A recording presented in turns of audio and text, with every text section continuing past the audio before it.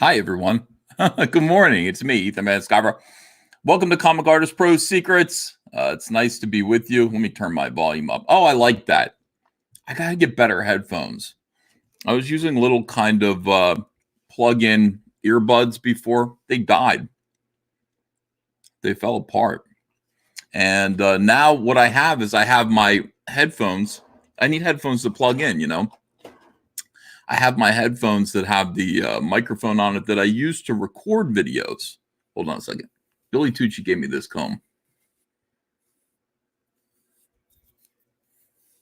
I got to put the elegant back into this channel. The eloquence is there. The eloquence has never left. The charm, the humility, but the elegance is a constant battle that we need to fight. Hello, Arwen Faber. How are you? Hello, Matthew Birkland. Ethan Van Space Ghost. Oh, that was fun while it lasted. I wish you would continue making those Space Ghost cartoons. Those are great. Randall Bishop says, I'm in time for another live stream. The world must truly be ending. Well, I hope not, Randall. Look at this little loop-de-loop here. It's got to stop. I hope not, Randall. I hope everything's okay. I think everything should be all right. Hail Caesar says, Mrs. Dong Lover. And Violet Nightshade says, looking sharp like always. Thank you. I'm wearing my classic Cyberfrog t-shirt today. Feeling pretty good about Cyberfrog. I hope you are too. Having a wonderful, wonderful day. All right. So let's talk about what's going on in the world right now. Right now is chaos. Now, yesterday, Diamond Comics, Diamond Distribution, I should say, announced that they're not going to be accepting any more comic books. This is catastrophic for the comic book industry.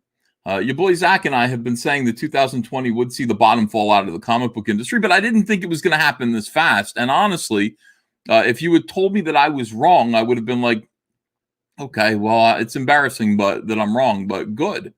I want the comic book industry to thrive. Of course I do. I just want it to thrive without SJWs. I always have. So in any case, no, the bottom has dropped out because of the coronavirus, which has come at a really inopportune time. I think about the Great Depression and then the Dust Bowl. I mean, it's like people are already suffering from like bank closures and everything, and the stock market collapse. And then what else happens? Like, the earth dries up and pestilence arises. And it's like farmers, literally, it becomes impossible to live on their farms. This all happened during the Great Depression. That couldn't have been worse. It was just one bit of bad news. Hey, bad news. There is a dirt cloud in the sky, making it impossible for you to breathe. And also get out of your house because it's being foreclosed upon. That was the Great Depression. So for the comic book industry, we're experiencing something similar. Sales have been catastrophic. Marvel and DC just blithely continue to pump out SJW garbage to the ridicule of the rest of the world. I don't understand where Marvel lives, where they think that Snowflake and Safe Space were a good idea right now. I don't know what bubble they exist in, that they thought that even social justice warriors in Hollywood wouldn't laugh at that shit. Everyone laughed at that. It was horrible. No. Let me see here. No, it wasn't. Jack Bauer says, not a big comic fan, but I like when you talk about Star Wars. Well, thank you. There's not a lot to talk about when it comes to Star Wars right now. It's a little bit. There's a little bit to talk about. But right now, the big pressing issue is most certainly what's going on in the comic book industry, Jack Bauer. By the way, I missed that TV show. 24 was great. Comic book industry is the pressing concern of the day. All right, so Diamond closes down. And it's like, I didn't even notice this, but it's pretty funny. Hold on a second. Look at this. Vin Diesel's Bloodshot bombs at the box office. This article came out March 13th. Valiant Comics was pinning its hopes and its very existence on turning their comic books into movies. And the first one was going to be Bloodshot. The new Vin Diesel Bloodshot comic book movie bombs big time at the box office as it is estimated to come under tracking numbers. Originally, the flick was estimated to bring in around 10 million for its opening weekend, but now the numbers have been revised to only a paltry 8.4. The good news, at least, is that the movie only cost around 45 million to make. So perhaps there's hope for some sort of profit. Vin Diesel has said Bloodshot is supposed to lead to a Valiant Comics shared universe. Valiant Comics, of course, the home of Heather Antos, the new home of Heather Antos, Milkshake Girl #1. Milkshake 1, we used to call her. It's kind of like a government code name, Milkshake 1. There was Milkshake 2 and Milkshake 3 too. You know, we were just aware of them. We kept track of them that way. Milkshake 1. So Chibi said that Sony recently parted ways with the Harbinger movie, so there's going to be no Valiant Harbinger movie. So the writing, at least from Sony's perspective, may have been on the wall. Sony may have done better going through a straight-to-digital release, such as Netflix. Bloodshot goes kaput at box office. Back in the day, Valiant comic book titles sold in the millions. You know what, though? Back then, everybody was buying everything. You can't really compare. You can't really say, oh, at one time, Valiant Comics was doing great. They were selling millions of copies because indiscriminately everything was selling in the 90s. You know, there was the stuff people actually wanted, you know, like the Image stuff. People wanted Spawn. They wanted Wildcats. They even wanted Savage Dragon. But then everything else that kind of went on sale alongside those books also sold really well. I always thought Valiant was so dry. Their characters were so boring. They were just like generic.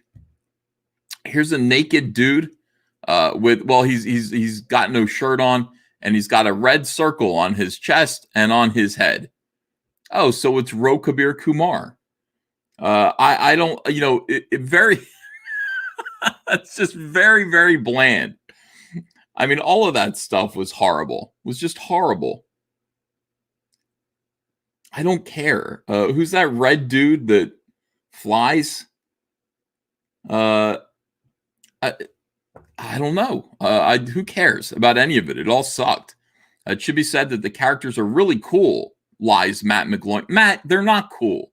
Shadow Man was not cool. Exo Manowar was not cool. Although Exo Manowar was, thank you, Solar. Solar was the Solar Man of the Atom. Exo Manowar was okay. He was the best because he was just like an Iron Man ripoff. And Joe Quesada did a bunch of covers for him, I think. I seem to recall. Or was that Bart Sears? That were pretty cool.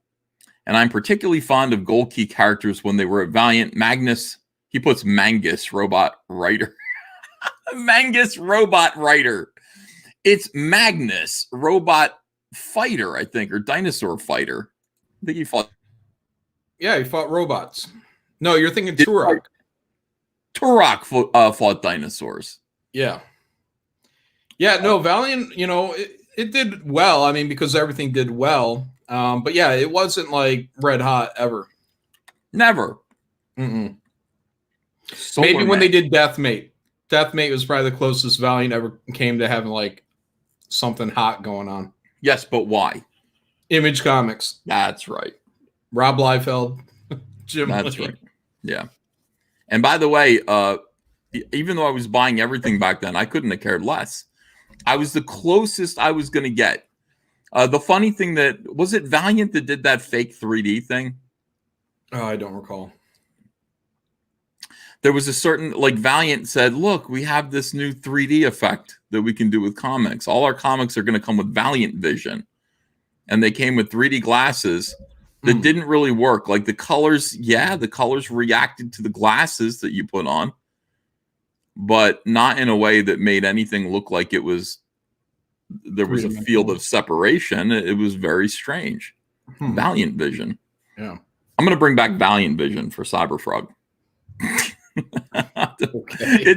It's Valiant Vision. It was so terrible. I'm bringing it back. I'm bringing back all the 90s shit that, you know. No, all the good stuff. Like chromium covers are cool, yeah. Yeah, okay. All right, let's keep it to the good stuff.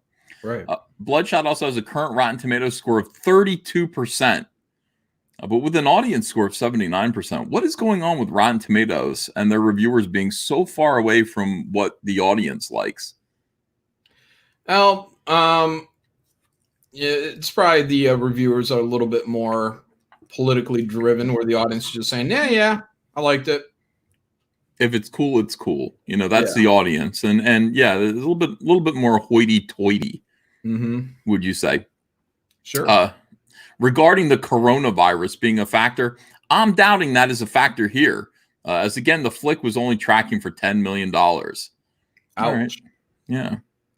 So it wasn't the. And by the way, yeah, right now everything is going to be VOD. Let's just go or straight to digital, right? Yeah, you can get this on Amazon Prime right now. I saw it this morning. I was like, oh, they had a whole new category for movies you can buy right away.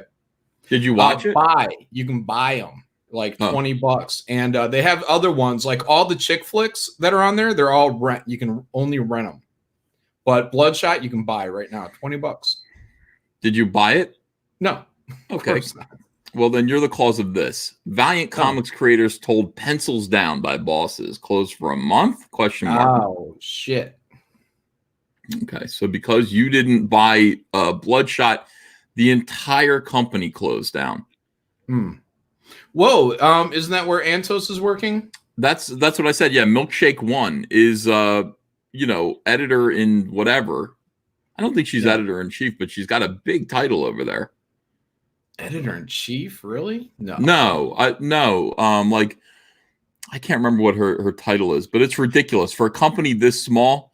They should have an editor in chief, and then like 2 editors, and that should be it. That's all. If you have more than that, you're paying too many people. It's a small company with books that nobody's even buying. Nobody's buying this shit. Right. The entire point of the company was, let's get these characters up and running so that we can make all the money we can off of Bloodshot and all of these other movies that Sony's going to put out. And Sony is saying, no, we're not going to do Harbinger. We're not doing it. So now pencils down.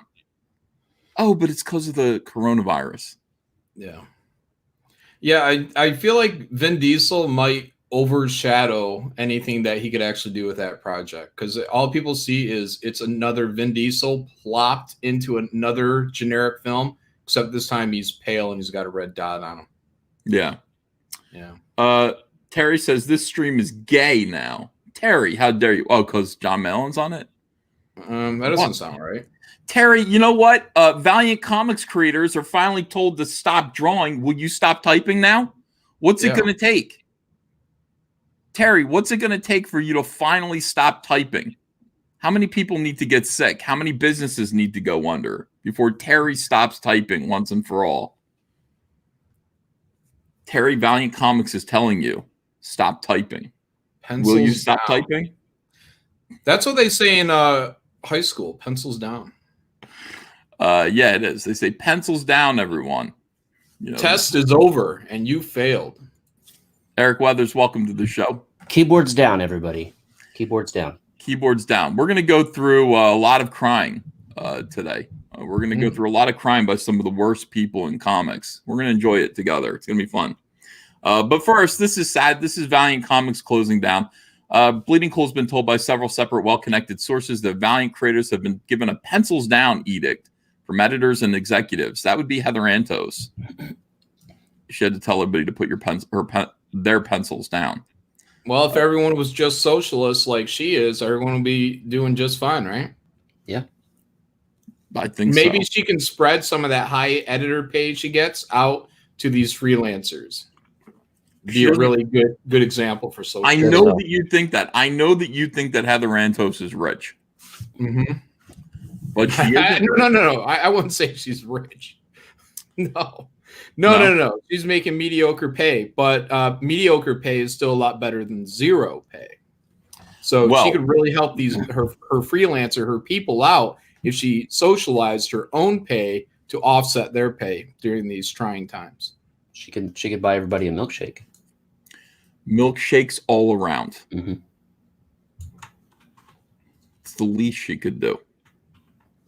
It's weird that when people don't give a shit about money, that they get hired, promoted within corporations, and then they have to shut down. The first is shut down. All right. So creators are being asked not to continue their assignments. We'd like to ask you to stop continuing your assignment. Hi, this is Valiant Comics, comic book professionals. We'd like to please request that you stop making fun shit. Thank you. What is all the school talk? It's not homework. No, they're I mean, this is the thing. You're literally being laid off. You're being laid off right now. So it's not like pencils down, everyone. We'll tell you when to resume. No. This right here, Steve Jeppy confirms Diamond closure. No new comics after this week. Brutal.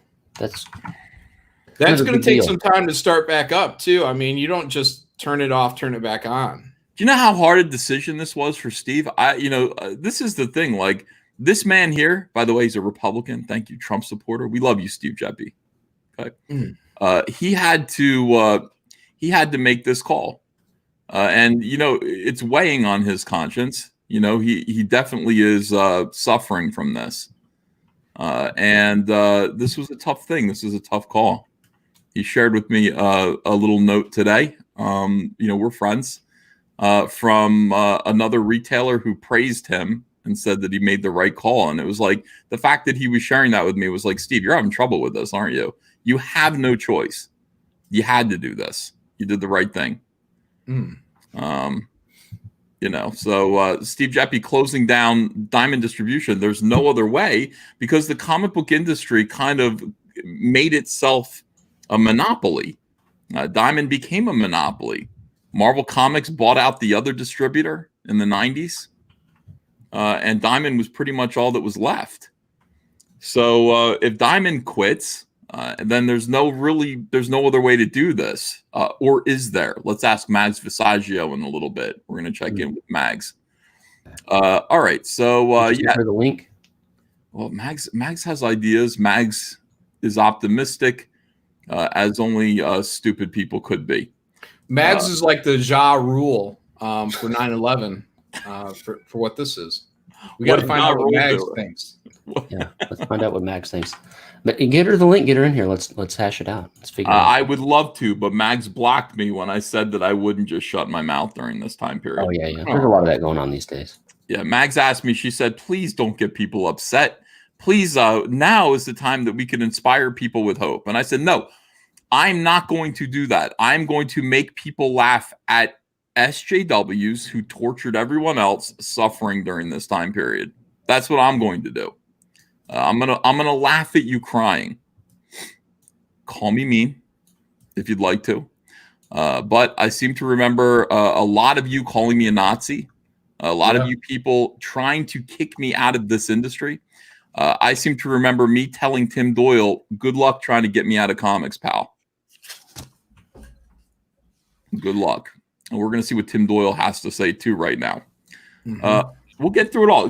This is going to be a good show, guys. This is going to be a really, really good show. And the show is going to get more intense as we get deeper and deeper into this. Right now, SJWs are shell-shocked. As the title of this video suggests, SJWs are crying out in confusion. PTSD.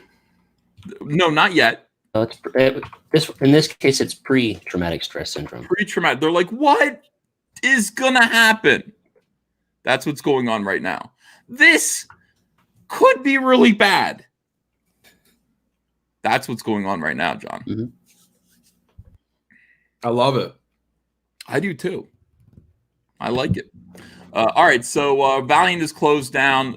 Vin Diesel's movie was a failure. Valiant Comics, oh my gosh, here's the history of Valiant. Look at this. Tyler Kirkham did this cover. Tyler, come on over, pal. You know we love you. You're a Mormon. You're definitely Comicsgate. Wait. When did he do that cover? I don't know. Is this new? This is new. Yeah, this is supposed to come out April 8th. Oh, his style is different. It's really good. Well, he's like painting it now, right? Mm-hmm. I guess. Where's his nipples at? In the dark here. The son of a bitch. Yeah. Come on over, Tyler. Come on. Come make some money, Tyler. You don't have to go down with the rats. You don't have to, Tyler. We're inviting you over. There are a few people that I'm inviting over. You know what I mean? Like they're like just a handful of people. You want me to list them? Yeah, let's hear it. Yes, let's hear it. Okay. Tyler Let's Kirkham. hear the go list, the white list. Tyler Kirkham. Ed Wow. McGinnis. Wow. Shane Davis. Rags Morales, who's a leftist. But he gave me a hug and said, I know you're not a Nazi, pal. Oh, what a good guy. That's nice. Yeah. Good artist. I'll think of some more, but those 4 right now, they have an open ticket. Come on. The boat's leaving the dock. Come on aboard. What about Brett Booth? Ordinarily, I'd say yes, but I just looked and he blocked me on Twitter. Yeah. Welcome to the club.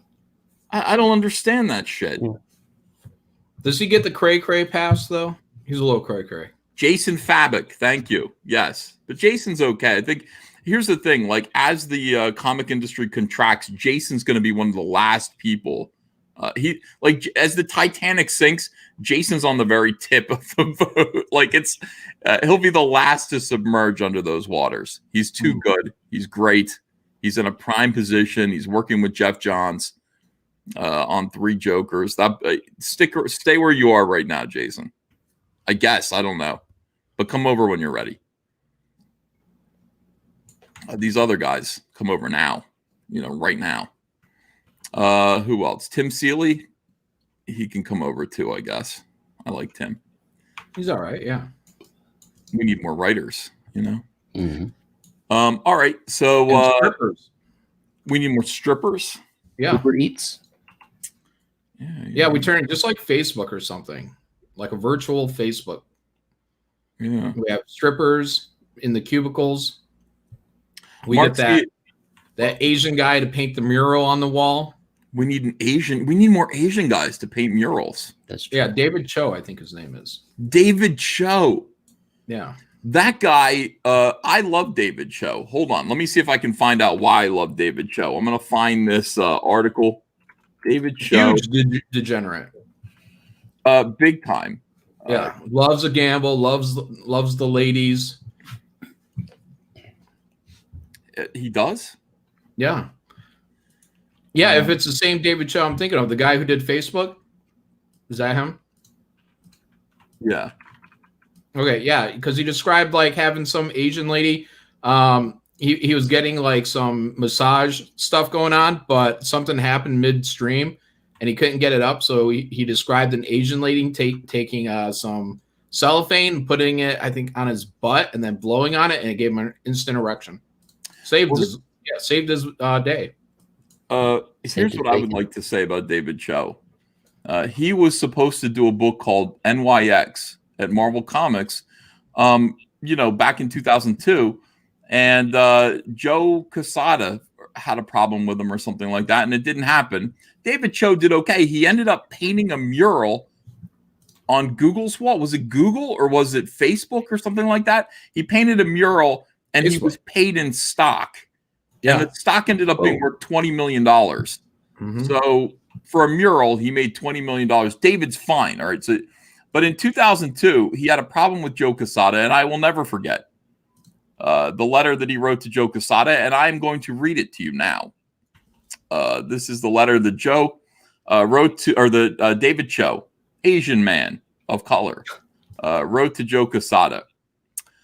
After working with Marvel, and then reading heaps of bullshit online, spewed online by Mr. Quesada, I've come to the conclusion that the new editor-in-chief at Marvel Comics is a bitch, liar, pussy, idiot, shithead, cocksucker, and latent homosexual. Not necessarily in that order, but that will be the order in which I address the above claims. Joe is a bitch because he spends time acting like a tough Italian Guido, writing challenges to Wizard Magazine, calling Todd McFarlane out to draw comics against him when you already know he can draw better than you, who even with his totally fucked up anatomy and rubbery faces could outdraw you on his worst G.I. Joe. Or Infinity Incorporated days. You've already wasted my time. Don't go around wasting his fucking time too. If we're going to sit around and write challenges and bets, I'll bet his goofy ass $1 to grow some fucking balls and put out a great book called NYX by me and Brian Wood. I'll draw it for free, and I'll donate some of it to the retards or the Special Olympics organization, you know, the real mutants, the fuckers with the real genetic disorders, and I am a bitch for even reading Wizard Magazine. That's the first paragraph. Joe is a liar because this fucking book was his and Bill Jemis's idea. And they talk real big, but hey, fuckface, don't go around talking Big Willie styles if you're going to shrivel up like a scared little turtle when it's time to perform. Don't fucking approve books, then pussy out. And especially don't go online and spread lies about how it's a fucking proposal. Can you tell me why it's a fucking proposal? How come we got a colorist? How come I'm sitting in my room with stacks of Marvel paper? I mean, how easy is it to just say, hey, look, I'm canceling a book because it's too harsh for our Marvel zombies? How easy is that? It sucks, but it's much better than beating off in the fucking bush. Yes, sure, it still makes you a pussy, but at least you're an upfront pussy. That's a front hole. Just face it, you're a pussy and a liar. Go look in the mirror. Look at what you are. Own up to it and let the healing process begin. Joe is an idiot because for wasting my fucking time. I hate it when fuckers fucking do that. For future reference to all the idiots out there, don't waste my fucking time, especially when I'm watching Dawson's Creek. When I put out comics, I self-publish them. I put them out exactly how I want. And they sell out and win awards. I can go upstairs into my room right now and draw something, anything, and sell it tomorrow to someone in this country for more than those idiots would probably pay me to draw the entire book, which was going to look better than anything those fuckers put out. This is what I do for a living, and that makes me the luckiest, happiest guy around. I don't need to do your bullshit. I'm not some fucking kid from Joe Quesada's or Joe Kubert's art school with a portfolio and ripped off Rob Liefeld drawings trying to break into the industry. How dare him? Sorry, John. You just so happen to get a hold of me at a weak moment and swing the word X-Men in front of my face. And that's the only reason I decided to do it. Just to do it. Not for money, not for fame, but for the chance to take a stab at my heroes who I read growing up in the 7-Eleven like I owed it to myself for some shit. Anyways, so I got lured in, even with all the bullshit I heard about Marvel, and I put aside my projects and I put my heart into the X book, and then the book got approved. Reminder, the book, which was your fucking idea to begin with, so don't go around okaying books that were your idea in the first place if you're gonna pussy out, and if you are, at least own up to it like a man, you fucking pussy. How do you feel about this so far, John? David Choe's got a lot more money than I do, but fuck him. Fuck him? Yeah.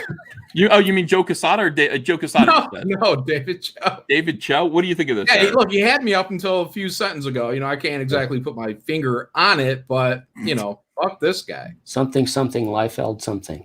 Whoa. Oh, okay. That's what got him mad. Yeah. Okay. No, I wish you'd stop holding back and, really laying the joke. He's saying what needs to be said. It's almost done. Let's finish the rest of this. So we'll see if it changes your mind. Show me someone at Marvel Comics who has ever drawn a better Jubilee or Rogue than the ones I presented, and then show me the idiot who's going to sleep on that. Show me the idiot who passed on that book, and I'll bet you an orangutan's shriveled up nutsack that fucker looks a lot like a fat Italian dude who is the editor-in-chief at Marvel. Could have been the other fat guy, C.B. Sobalski. It's true. It's hard to differentiate. Yeah. You're being so vague. But then again, welcome back. Oops. Oh, was I gone for a little while? Hello? Yeah, you're gone like 5 minutes. No way. Are you kidding me? It was terrible. Let me do this again then. Show me someone at Marvel that has ever drawn a better Jubilee or Rogue than the ones I presented. Then show me the idiot who's going to sleep on that. Show me the idiot who passed on that book, and I'll bet you an orangutan shriveled up nutsack that fucker looks like a fat Italian dude who is the editor-in-chief at Marvel. Joe is a shithead because he thinks if you get David Mack to drip watercolors and tear expensive Japanese paper and collage it over your drawings, it makes it look deep. Oh, shit. That is so fucking right, dude. Oh, and because he gave up doing great books like Kid Fluffy and Firefighting Superheroes Called Ash, both great contributions to the field of comics, to become the editor over at Marvel. Hey, everybody, I want the old Joe back. I'm going to start a petition. We want Ultimate Ash, Ultimate Kid Fluffy. Oh, yeah. Joe is a cocksucker because he tries to claim they got racier shit coming out of Marvel, which maybe they do. But in the meantime, he took one look at the character sheets, read that Gambit had been ass raped in prison, that Rogue becomes goth after touching an Arby's prime rib sandwich and has to go vegetarian after that, with her stalking and spying on people having sex with her huge dildo collection because she's not allowed to touch. You read that and ran with your tail between your legs, you pussy, which I guess makes him more of a cocksucker than a pussy. But it's still early into the millennium. He could start sucking that cock any day now. And finally, Joe is a latent homosexual because, well, first off, because I'm a full-blown F. This is the only word I won't say on this stream. Yeah. I didn't know that about David. I was born that makes the Asian lady blowing a thing in his butthole sound a little questionable. But that's what he told Joe Rogan. I was born out of the closet. And the end, it takes one to know one. And the amount of time that man spends with other men talking about buff men in underwear and how wet his asshole gets when discussing such topics does not look good for the ladies. We could definitely use your burly Italian ass fighting for the pink team. In closing, I'm sorry if this whole thing comes off as juvenile and immature or like an angry postal worker manifesto, but I just really, really hate it when people waste my fucking time and people who spread bullshit lies. And so in closing, the point of this whole response, I guess, is pretty simple. I just wanted to say to Joe, fuck you. And any one of you out there who are too blinded by Mr. Casada's jism in their eyes has anything they want to say, then a hearty fuck you to you too. Oh, and as far as the ultimate line is concerned, Mark Bagley still draws like a bitch. Oh, shit. Oh, damn. So that was David Choe's his feelings in 2002. I don't know if they've changed. Brian Hitch fan. Yeah. I would think so. Brian Hitch was really good. Yeah. I miss David Choe. What a guy. Well, I'm sorry about what he said about people who draw like Rob Liefeld. I don't think you draw like Rob Liefeld. I don't know why you took that personally. It's all right. It's going to be between me and David Choe, I guess. Yeah. John, you draw better than Rob Liefeld. I'm pretty sure he wasn't talking about me, but someone's got to stand up for those Rob Liefeld fans. That's me. Yeah, a lot of people joined comics enthusiastically because of Rob Liefeld's work. I see no reason to run him down or any of those people. Mm-hmm. Not at all. Yeah. Rob Liefeld was very exciting. Yeah. I preferred Todd McFarlane. I really did. I always have preferred Todd McFarlane. I really think he knew how to rock. Man, this end of the world thing is getting really bad. I got hoodlums right outside my house stealing my trees right now. Stealing your trees? They got yellow vests on and chainsaws and wood chipper, and they're just taking my full grown trees out. You might want to call the authorities. Well, they might be in a gang. Go out there with your chainsaw and challenge them to a chainsaw fight for my trees. Yeah, or a tree cutting contest. It might be like West Side Story. Yeah, I would like that. I would look at chainsaw duel. Yeah, like a lightsaber fight, but with chainsaws. Yeah, you could take them. Well, you better do it quick because the world is collapsing all around us. IDW adds delay returnability plans for direct market to bounce back. The IDW is very hopeful. They need the direct market to bounce back. They're in debt like $200 million. Well, and they added returnability, so good for them. Yeah, return it. Return all the stuff. So basically, I would just say, how far back can I go in this returnability? Like, can I return stuff from 4 years ago that still hasn't sold? Cut me a check. IDW Entertainment has just issued the following statement in regard to the Diamond Comics distributor announcement earlier today about stopping distribution of all product for the foreseeable future in light of the coronavirus pandemic impact on the comic book industry. Publisher Chris Real, remember him? Zach did great videos about Chris Real. He's the guy who stood up for Aubrey Sitterson, the one that tried to cover up and give him another job under another name when Hasbro didn't want anything to do with him. That's the guy. And then they fired him, and then they brought him back. They brought Chris Real back. You know what it is? Like, they fire people who we're criticizing, and then they see that we celebrate, and then they go, fuck it, we're bringing them back. It's the same thing with comics. They go, oh, they're making fun of Iceman. Well, it's not selling very well anyway, so let's cancel it. And then we go, yay, and they go, all right, we're bringing it back. All right, bring it back. Like, you guys are just cutting your own throat. So you bring back Iceman. It's going to sell even less than it sold before. Mm-hmm. Right? Yeah, bring him back, but make him fucking cool. Bring Chris Rial back, but make him fucking cool. Chris Iceman. Cool. Oh, Iceman. Oh. Iceman. Okay, so publisher Chris Rial states, address to our partners throughout the comic industry. They're not your partners. They're your competition. You're partners with Steve Jeppy, but you are not partners with Marvel Comics or DC. I guess you're partners with retailers, though, aren't you? Are you partners with them? Or Was IDW the one that got the Spider-Man license? Yeah. Okay, so they are a little bit partners with them. Fragaboom. Fragaboom! Yo, what's happening, guys? Happy world. Happy Tuesday to you. Pencils up, motherfuckers. Let's make some shit. Pencils up in Comicsgate. We're not telling anyone to stop. We're saying double down, pedal to the metal. I'm working right now. Amen, brother. Make more stuff. All Amen, right. brother.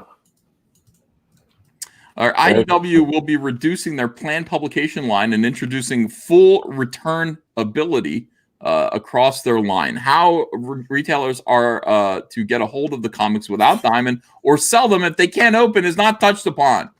We're going to make more comics. Well, how are you going to distribute them? We're just going to make more comics. Last week, we sent out a statement to the comic community in which we pledged our support. See, there's still some denial out there, guys.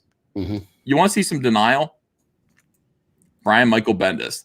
Certainly more important things are going on, but for those who deeply care, comics are not canceled.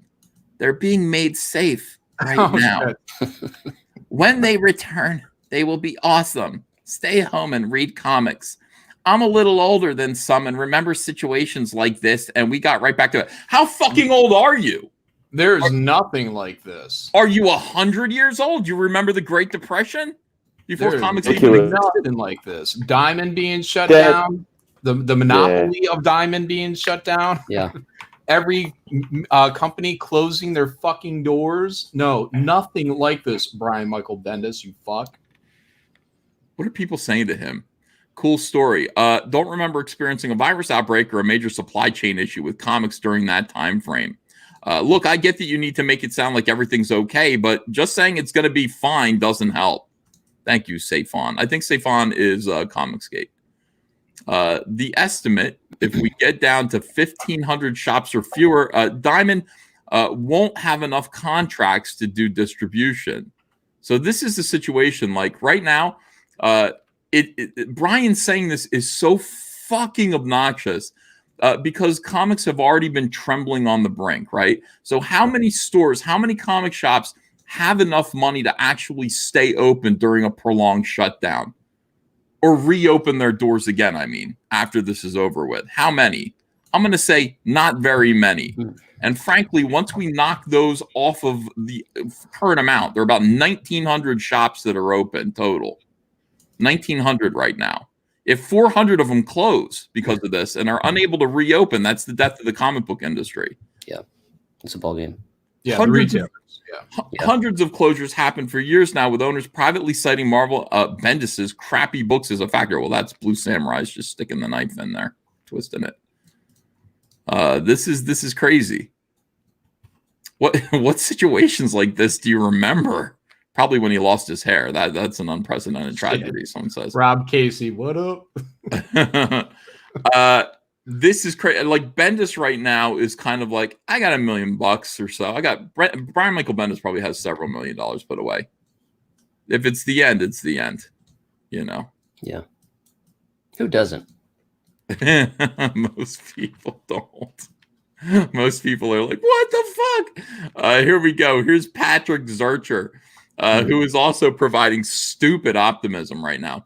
February of 2020 had the strongest sales in 3 years, up 7% from a year ago. It's been down. It's up 7% from a massive decline from 5 years ago. and it's continuing to go down. The fact that it climbed back up again a little tiny bit. It's like Bitcoin. What's your boy call that? The dead cat bounce? That's like the second bounce of the dead cat bounce. That's right. It's just so dumb. Up from 7% a year ago with comics and graphic novel sales of $37.5 million. That's what we're going for, guys. We're going for 1%. 1%. We're going to do more than that. The virus is the problem, not the comics. Hang in there. Pat, they're both the problem. The virus is just kind of going, all right, that's enough. That's enough of that. They're both the problem. The comics are terrible right now. And people's attitude is terrible. Comic industry was the horse with a broken leg, and the virus was John Wayne putting a bullet into its head. That's old Yeller. Better. What do you think, Dan? Well, what I think is that this is long time coming. And you had made a post the other day about God and lifeboats and things happening. And I've been thinking a lot about just how things line up over time. And you and I have talked off panel. You know, I had coming over to Comicsgate, I've had a few of my long time, when I say long time, I'm talking more than 20 years, long time friends tell me that they can't participate in what I'm doing. People I had signed on to be working with me on Black Flag have suddenly not wanted to work with me. You know, it's interesting. And then the day after, the comic book business falls apart. And, you know, it is what it is. Write it. You can't write it. I mean, look, one day I feel there's a good chance one day there's going to be like the Comicsgate movie made. And we're only in the middle of the movie right now. This is the part where Dan Frega hopped on. Everyone told him to fuck off. And then, boop, there goes the industry. Yeah, you know what's also interesting too, because you know we all have our spouses or significant others or anybody that supports us in our life, and like you know, I would say my wife is unindoctrinated as far as the comic community is concerned, and she only knows what other comic creators' wives say, and the sky is falling and things like that. And what I try to explain to her, especially like in regard to even Comicsgate or anything, is you have to look at your history. You know, if you look at, say, Walt Disney, of all people, you know, Disney, the big giant conglomerate that's like Pac-Man eating shit up right now. But back in the day, did Snow White, there were nothing but reports saying what an idiot he was, how he's going to ruin lives by making Snow White. They called it Walt's folly. They made fun of him on the front page of newspapers. Then Snow White came out. And it was Hitler's favorite movie. Did you know that? I did not know that. You know. He watched it twice a day. How, man? He didn't VCR. He had his own private theater. Dude, he had a reel of it. That's crazy. That's crazy, man. That's some crazy talk. Sometimes he put it as a wet blanket. Yeah, sorry about that. I don't know if that was. I don't think that's the point that you were. That was absolutely way over there. Yeah. No, my point is there are enough examples in history where you know there's all these sayings and shit. You know, it's always darkest before the dawn and things like that. And I just feel like we're doing the right thing, and more. You know, Ethan called it. He said. You're going to see a lot of artists doing live streams. You're going to see a lot of people trying to do this thing. I mean, I even saw Pace. I saw a tweet with Richard Pace saying, I'm going to do live streams. I'm going to teach people how to draw and you can pay me. Like, yeah, Patreon. Yeah, nah, I'm good. You can keep that. I'm going to do a Patreon. Like, suddenly these guys are all like scrambling. Yeah. They're scrambling. I'll tell you what, man. The people call other people crazy when they've got antennas. You know, they called Noah crazy building an ark. You know, and Ethan in Comicsgate has been building an amazing arc. Here at home, you know, I'm doing stuff that even my wife and friends are like, what are you doing? I built a green screen room, a recording studio. I bought a drone, all these things to up the production value of my stuff. Meanwhile, other people are like, I got to learn how to stream. You know what? You got to learn how to code. Yeah, you gotta learn all kinds of stuff, all kinds of stuff. But my opinion is that these are strange times. You know, Bendis, not even just talking about comics. My father's 77 years old, and he said to me, he said, you know, son, in my entire life, I've never experienced anything like this. And I'm going to take the word of my old man over Brian Michael Bendis. You know, maybe Bendis is talking about comics, but then he's talking out of his ass. Even with Seduction of the Innocent and when newsstands were the only venue for comics, things never got this bad. You know, when they got bad, people went over to romance comics, cowboy comics, but this isn't even just a comics thing. Outside of that, most of that mainstream stuff is propaganda for shit that we don't care about. But also, you know, just the system sucks, you know, and I'll say it like we talked about Brett Booth. Brett's actually a friend of mine, right? But I will straight up say I think he's wrong. I have plenty of digital comics. You know why I have digital comics? I have digital comics so I can carry 20 long boxes of comics on my iPad, but I certainly don't buy them from Comixology. I end up scanning my own that I have, hard copies. And see right here behind me right here? Mm-hmm. That spinner rack brings me more joy than all of the digital comics that I have.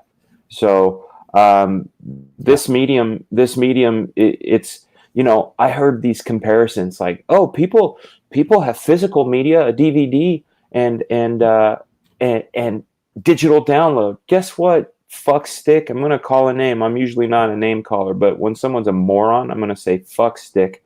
You're still watching it on your fucking TV set. Your TV doesn't care how it gets it. You're still seeing it the way you're going to see it regardless. Yeah. Digital is not the same as paper. The end. Yeah, you're never holding the movie in your hands. You're always holding the comic in your hands. And the same people that were crying about piracy are now hailing digital comics as the industry savior. So which is it? What's it going to do? It's not going to save. It's not going to save anybody. I mean, I thought about it last night, and the only thing that's going to continue to thrive is direct to consumer, which is what Comicsgate does. And we hear them. They just want good stuff. And in times like this, thank goodness for the post office. Thank goodness for FedEx, for UPS, and. You know, my wife had asked me, what happens when printers close down?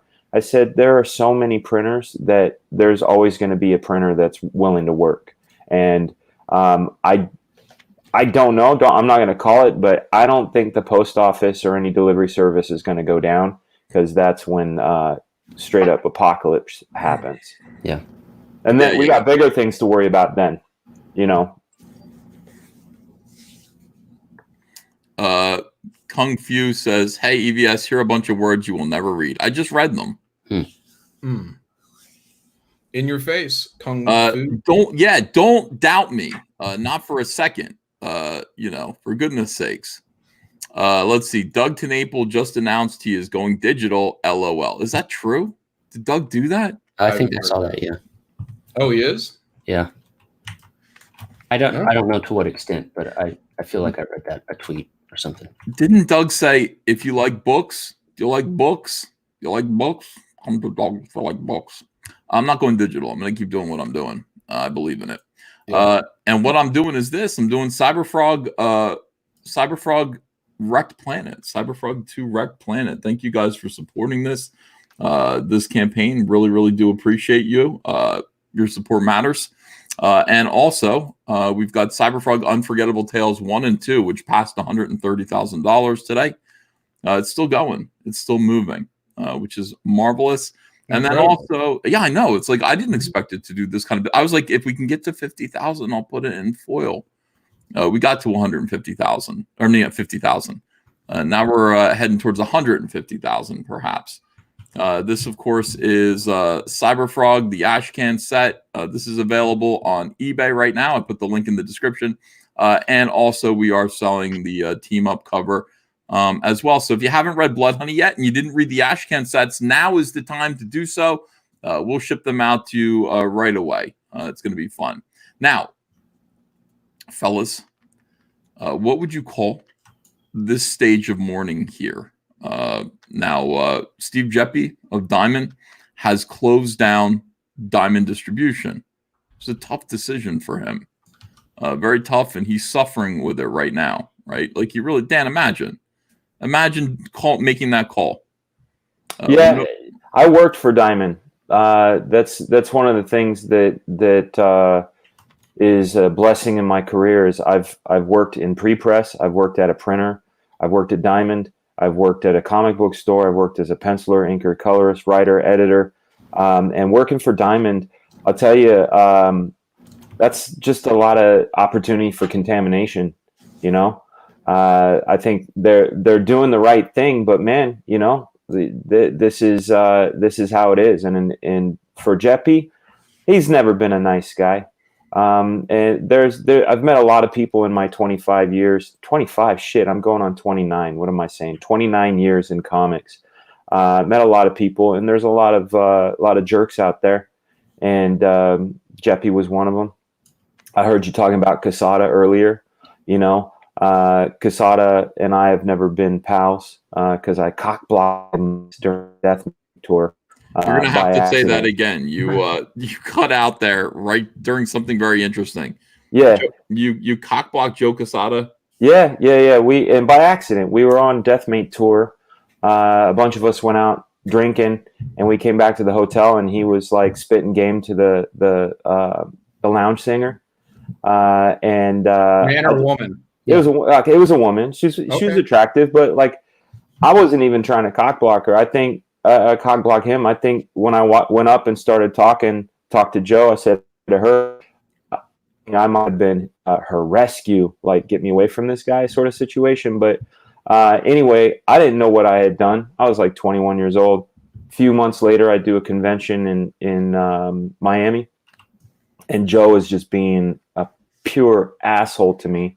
And I asked Jimmy, I said, Jimmy, what the fuck is up with Joe? And he said, you cock blocked him in San Francisco. I said, what the fuck are you talking about? Cock blocked it. I didn't even know what cock block meant. Like, it was a new term for me. This is like 1993 or whatever. I'm like, cock blocked. He's like, yeah, he was going to get down with that lounge singer, and you just straight up walked up to her and she walked off with you. I said, dude, I didn't do shit with her. I just had a conversation and left.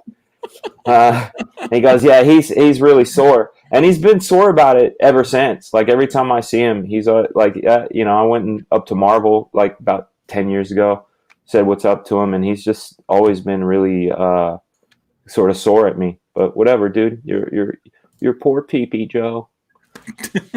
Yeah. So what would you call this? Let's talk about the state of things. Diamond closes down. And then you've got this here. This is Timmy Doyle, Nakatomi Tim. This is a terrible idea. I just got curbside pickup at Austin Books yesterday. No problem. Diamond is a monopoly with no way for comic shops to get product. The entire industry will collapse. The entire industry, from publishers on down. This is horrific. Is this anger? Bargaining? Denial? It's panic, man. It's just panic. Yeah. And they don't a lot of times people are so blinded by their own realities that, like, I don't know, if publishers were smart, they would diversify in figuring out ways to kill Diamond. And like, here's my whole problem. I've always had this problem with Diamond. Diamond buys your books at 45%. So you're getting 45 cents for every dollar. Yeah. Okay, well, they pass along that savings. They pass it along to the retailer, but take that 10 cents for what? Grabbing a case, moving a case. That's what Diamond does. So maybe this is the purge, man. This is the draining of the swamps, perhaps. And maybe publishers will say, hey, let's figure out a way to get these comics direct to customers. Maybe they'll follow suit follow the Comicsgate model, follow the crowdfund model, and actually give a damn about their customers, and maybe pass along some really good comics along the way. And then what they'll find is they're going to have to do what the customers want, and they're going to have to kill all their bullshit. So maybe this is the best thing that's ever happened to comics. Yeah, I'd like to see that happen. Yeah. Yeah, we all would. And I think what we're going to hopefully see is them so desperate for sales that they're going to cut all the bullshit and hire all the real talent. But if they don't, Comicsgate's here. And we're not going anywhere. Well, we are the real talent. So here we go. Going forward, this is it's on us. It's on us to start to point the way. As you can see, there is nothing but grotesque confusion, anger, denial going on. I mean, you have weirdness. You have weirdness going on. Look, I mean, this is the thing right now. You've got people yelling at Steve Jeppy. You've got people yelling at Steve Jeppy and saying it's a bad idea, him doing what he's doing. And this is the person that's yelling at Steve Jeppy. He's saying this is a terrible idea. I don't mind picking up my comics at curbside delivery. I don't mind doing that. Why? I don't mind walking into my neighbor's driveway at 3 a.m. for Pokemon. That's what he did. It's easy for him to get the comics off the curb because it comes up to his chest. Yeah. Why is he even shaming Barat like that, man? That's fucked up. Get that damn swimsuit off your body and go let the fish eat you. No, that's iconic now. Yeah, that's an iconic image of Tim. Hey, can we get this image off the screen, man? It's fucking my day up. Where are his nipples? So this is Tim Doyle here. Yeah, the entire comic industry will collapse. It is horrific. This is Diamond is a monopoly, and there is no way for comic shops to get product. This is all true, but I mean, I don't think there's anything to be done about it. That's my opinion. It just is the way it is. We have Richard Pace here, as previously discussed. By the way, Dan, if you don't know why I'm picking on these people are all bullies. No, I know. I'm familiar with Richard Pace, and here's the thing. Again, I didn't know. You and I talk, and I'm not really familiar with the landscape out there. Who's for and against. And I just try to sit and be observant. But when these snakes come out of the woodwork, and I'm going to say snakes because I've done absolutely nothing but be a stand-up person. And when I'm getting private messages saying that I'm a racist now, saying I'm all these things, and Rich, I follow his stuff on Instagram. I like his work. But when he's coming out and calling me names and doing all this stuff, and we're having a conversation in DMs, and then he's pulling clips out of the DMs and airing them, I'm like, you know what, dude? You're a fucking snake. So, go ahead. Roast this fool, dude. He's an ant. He's an ant. We have big, giant magnifying glasses. Scorch this fuck. This guy went ahead and Richard and I were friends, at one point. And this guy went ahead and told all of the SJWs all the private, personal, family information, including information about my divorce, so that they could talk about it publicly and ease themselves by making fun of my, family pain as I was getting divorced. So Richard's probably, I mean, I've known so many awful people, but Richard's one of the worst. And that's saying something. Richard was able to, using what he knew about my family as a propellant, SJWs gave him work at DC Comics doing a book that mocked Jesus Christ. And that book, of course, led to a massive protest from Christians all over the world. The book was called, what was it called? The Second Coming? Son of God? It's called Nobody Bought It. It's called, but it was all about Jesus Christ. He messed up in the Bible. The stuff he did, he was supposed to be a superhero, don't you know? So God the Father was so mad that Jesus got crucified and blew it that he sent him to earth again in the year 2020 to learn from a Superman stand-in what it means to be a real hero. Waka waka. This was so outrageous and sick and evil that Christians all over the world, 250,000 of them protested. And the book was canceled. DC had to cancel it, and went over to another company. I think it's being published by another small press company right now. That was it for Richard's career at DC Comics. So here he is now. He's like, Richard's hanging on the edge. He's deeply in debt, and he's doing everything that he can. He backed the wrong horses. He will stab you in the back. He'll betray you the minute it becomes convenient to him. We've seen a lot of those around here. He says, I'll start streaming our creation in the not too distant, just say not too distant future. There'll be 2 types, general drawing and painting, open for everyone, and exclusive educational technique streams available to my Patreon followers. And he opens up a Patreon page here. I remember, like, in the early days of Comicsgate, like, I had a Patreon. A lot of people had Patrons, and we were getting shit on for having Patrons. And now Patrons are great. Can someone open up Richard Pace's Patreon and see how it's doing? Sure. I'd be interested in seeing that. Here's the thing, like, this isn't a bad idea. It should have been done a long time ago. You should have started this 3 or 4 years ago, honestly. All right, so Richard Pace says, to Nakatomi Tim, who's panicking, he says, I'm not 100% with you. We're going to see mandatory closings of most shops soon when this gets real bad. No one will be at Diamond to receive and ship books to the closed stores. Tim Doyle's like, be there anyway. Do it anyway. How Diamond closes down. This is all happening because it's a chain reaction. I mean, understand, this is a chain reaction. So because comic stores because people are being told to stay home and not shop, comic book stores cannot stay open. They cannot sell comics. So they're going to close down. Because comic stores are no longer going to buy comics, comic book companies are saying, everybody put your pencils down. We're not going to make comics anymore. And Diamond is almost the last to respond to this.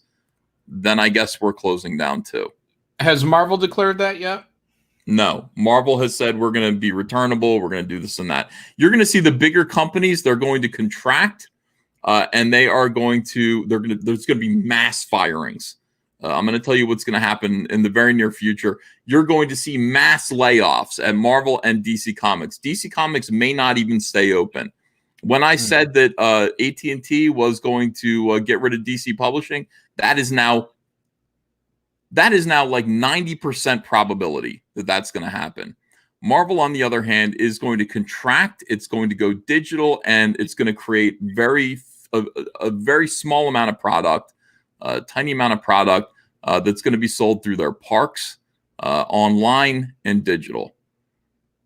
So that Disney is able to sort of say, well, we're going to keep publishing we want to publish comic books just because they're comic books. We want to make those available at Disney stores, Disney parks. They're owned by Disney. AT&T does not give a shit. You can share my screen now. I got it for you. Okay, let me see here. Here's Richard Pace. How many patrons does he have? How many support? $1 per month. $1 per month for Richard Pace. He's overpaid. Oh, he has 10. He has 10. He's charging $1 per month, so he's getting $10 per month. Wonderful. And is he only allowing 500 patrons? If we reach 500, I'll have a monthly draw for. Like, here's the thing about Richard Pace right now. I don't even know what he's doing. Like, the industry's collapsing. I know he's in debt. He doesn't have any money, and he's doing this thing where he's like, I'm going to be doing $50 commissions, $150 commissions that I'm going to give to food banks and the hospitals. I'm going to donate it to charity. Dan, how much time would it take you to draw 100 commissions? It depends on the level at which I do them. I just did one yesterday. I'll show you guys. It's a cable from X-Force. I drew this one yesterday. I don't know if you can see it. Yeah, I saw those. Yeah. This was like 3 hours, right? So you're looking at 300 hours. Could you afford to give 300 hours of your time, your work time, to charity? Only if I was had a giant hard-on for virtue signaling. perhaps. If I wanted the world to go, yo, you're such a nice guy. Everything you must say must be right because you're a charitable man. You could do that with 2 commissions, though. You could say, I'm doing 2 commissions, $200 each, and I'm going to donate that money to charity. But I'm somebody who has bills to pay. I cannot do 100 charitable commissions for anyone. Now, right. And doesn't Richard Pace also have a unfulfilled crowd fund? Yeah, that's the many case. Years ago. Hey, I wanted to go back. You had said something, and this was something I talk to my lady a lot because she's my rock. Thanks, but when you had said, hey, Marvel's going to still have stuff in their parks. They're going to streamline down. Well, Adam Hughes had said something. I think it was in one of your videos, John Malin, where it said one man rises above them all, and you had like the Karate Kid music. You remember that one? You know what I'm talking about? Oh no! Someone made a video about me. Okay, yeah. Well, Green made a video about that. Yeah, there you go. There you go. Comics, yeah. Okay. Yeah, I'm in it. Adam's in it. Terry Moore's in it. But Adam had said something about think of the comic business like the bus out of town when there's an apocalypse, right? There's only so many seats. Well, that bus just turned into a really small fucking car. You know what I mean? Like, if all that work is going away, people need to figure out how to diversify. They need to have a commodity that people want, and they need to come on the end. Yeah, this is where it's going to be at. I mean, the mainstream industry is going to be so small. This is where it's all going to grow from here on out. That's right. That's right. All right. So Richard Pace is going to be doing. He's that's Patreon.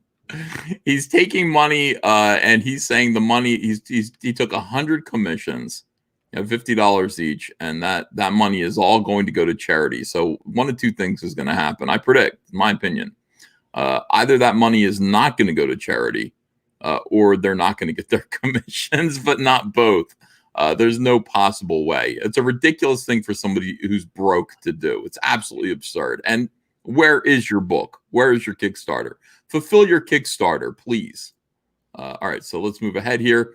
And that is important, though, because if you guys, Richard Pace, everyone out there, if you guys do actually want to move into the future and be successful with crowdfunding, you do have to take care of your old campaigns. So do whatever you have to do to get right with your previous backers, be it mass refunds to everybody or, maybe fulfilling the project. But once that is taken care of, then you can actually move forward, and people are forgiving. But you got to make everyone whole. David Cummings says, like with what happened to movies the past week or 2, this will force a massive shift with comics as more embrace digital. It's not going to be good for the LCS, but if the lockdowns go on for more than a couple of months, it's not going to be good for anyone. Who is paying for the digital work? Who is publishing them? Who is doing this? Sure, the stores have all closed down. I mean, all the publishers have closed down at this point. I don't see how that happens. It's neat. Mike Norton still working on pages. Not completely sure why, though. Why, John? For money. If you're still getting paid for them, get whatever cash you can while it's still there. Richard Pace says same. We're still working, even though people are about to tell us to put our pencils down. Here's Mags Visaggio. Thank you, Mags. Mallory Yu says saying this is the end of comics is like saying the coronavirus is the end of books. People will be writing and drawing, and yes, reading and paying for comics. Comics will survive. Yeah, they will. Mags, gay penguin wedding. What is going on? Why do they always do this? Why do they change their names like this? No idea. Mag says, we've been operating a zombie business model for a long time, and the future is digital. There is no evidence for that. Right. There's no evidence for that whatsoever. People have not shown a proclivity to give up paper comics in exchange for digital comics. Digital comics are interesting. People will buy them sometimes, but will they give up paper comics for digital? There's been no evidence to suggest that that's true. And Mags predicts that what's going to happen in the short term is Comixology is going to take over. What's going to happen long term is DC and Marvel will pivot primarily to subscription-based apps and trade paperbacks, while the rest of comics, I don't know, does something. Is that something going to be fucks off? No, we're going to make books. The rest of comics, I don't know, does something. Yeah, they get fired. All of these people are going to get laid off. You are going to get I hope that TV show does good on Sci-Fi. Fingers crossed, Mags. Fingers crossed. Rooting for you. Mags says, I'm really cheesed about this because I sold like 4 books this year. Does she mean 4 copies? Yeah.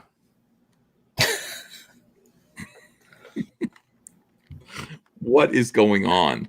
Mag says, but I think we come out of this with a healthier publication side that can bring down prices. Without Diamond, oh, did I screw up? I might have screwed up here. Without Diamond, also, we're not even 2 weeks into mass social distancing and our entire distribution model has collapsed. Think about how fragile that system was, dependent on specialty markets and an economy that was rapidly changing anyway. Oh, Zach would be eating this up if he were here right now. Zach loves Mag's wisdom. Declan Shalby says the virus stuff is not changing anytime soon. We're at the start of all this. Someone needs to come up with a realistic plan to adjust to the new normal. Hello, Comicsgate. Hello. Yeah. Total shutdown. Well, I mean, it's unbelievable. They're like, we can't see you. We can't see you. Someone needs to come up with something. Someone needs. Not Ethan, not Zach, not John, not Eric, not Dan, not Cecil. Well, maybe Cecil. Maybe Cecil. Cecil was ahead of the curve. He can be the chosen one. Yeah. He's also patient zero. A total shutdown isn't practical, nor is business as usual. Unless someone takes charge, the direct market is done for. The direct market is done for. Oh, yeah. Just put it that way. I'm pretty sure. And this is someone yelling at poor Dan Fraga for coming over here. Probably David Choe, sock puppet. I don't even know who this guy was. And what's hilarious is I didn't even answer him with words. I answered him with pictures because, like, anybody that's going to dip into the Rob Liefeld clone stuff is like, that's some cranberry shit. And by cranberry, I mean like lowest hanging fruit. It's like, when like an 8-year-old calls you a stinky doo-doo head, you're like, yo, man, like that's old. That's fucking old. But it's not, this is the thing. Like, this is how they're responding to you going over to Comicsgate and just making your own books. This is the reason why we are in such a precarious position right now. Because of ass wipes like this and this kind of bullying behavior within the mainstream of comics. All of these people are going to be unemployed very soon. Yeah, this guy's this guy. I went and wanted to see who the hell he was with his. I think he's got like less than 100 followers. He's been on Twitter since 2016. Man, come on, man! Like you got to work harder than that. Like say some shit about my mama or something. I don't know. Tell me I'm gay, and then I'll tell you I'm not gay. I'm a hobosexual, man. I'm all about the transients. Does Zach want to come in here, or is that something that people are lying about? I don't know. I'm not sure. No idea. Yeah. Maybe I'll send Zach the link. Sometimes he wants to come in, other times he doesn't. I will say there is bullying all around. This is what they do. They bully you while they're, dying. Even now. Let me see here. Where's Zach? How come I can't find Zach in my messages? Oh my God, dude. I'm buried in messages right now. I am absolutely buried in messages from people. No wonder. So now's a good time to try and get David Choe. No, but a couple of the names I mentioned. Yeah. At the start of the stream.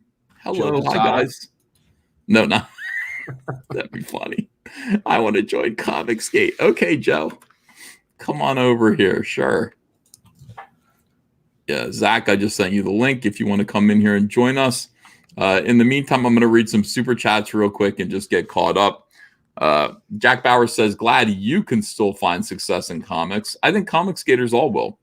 Yeah. The Spore Hacker says they live in a bubble full of experimental internet gas.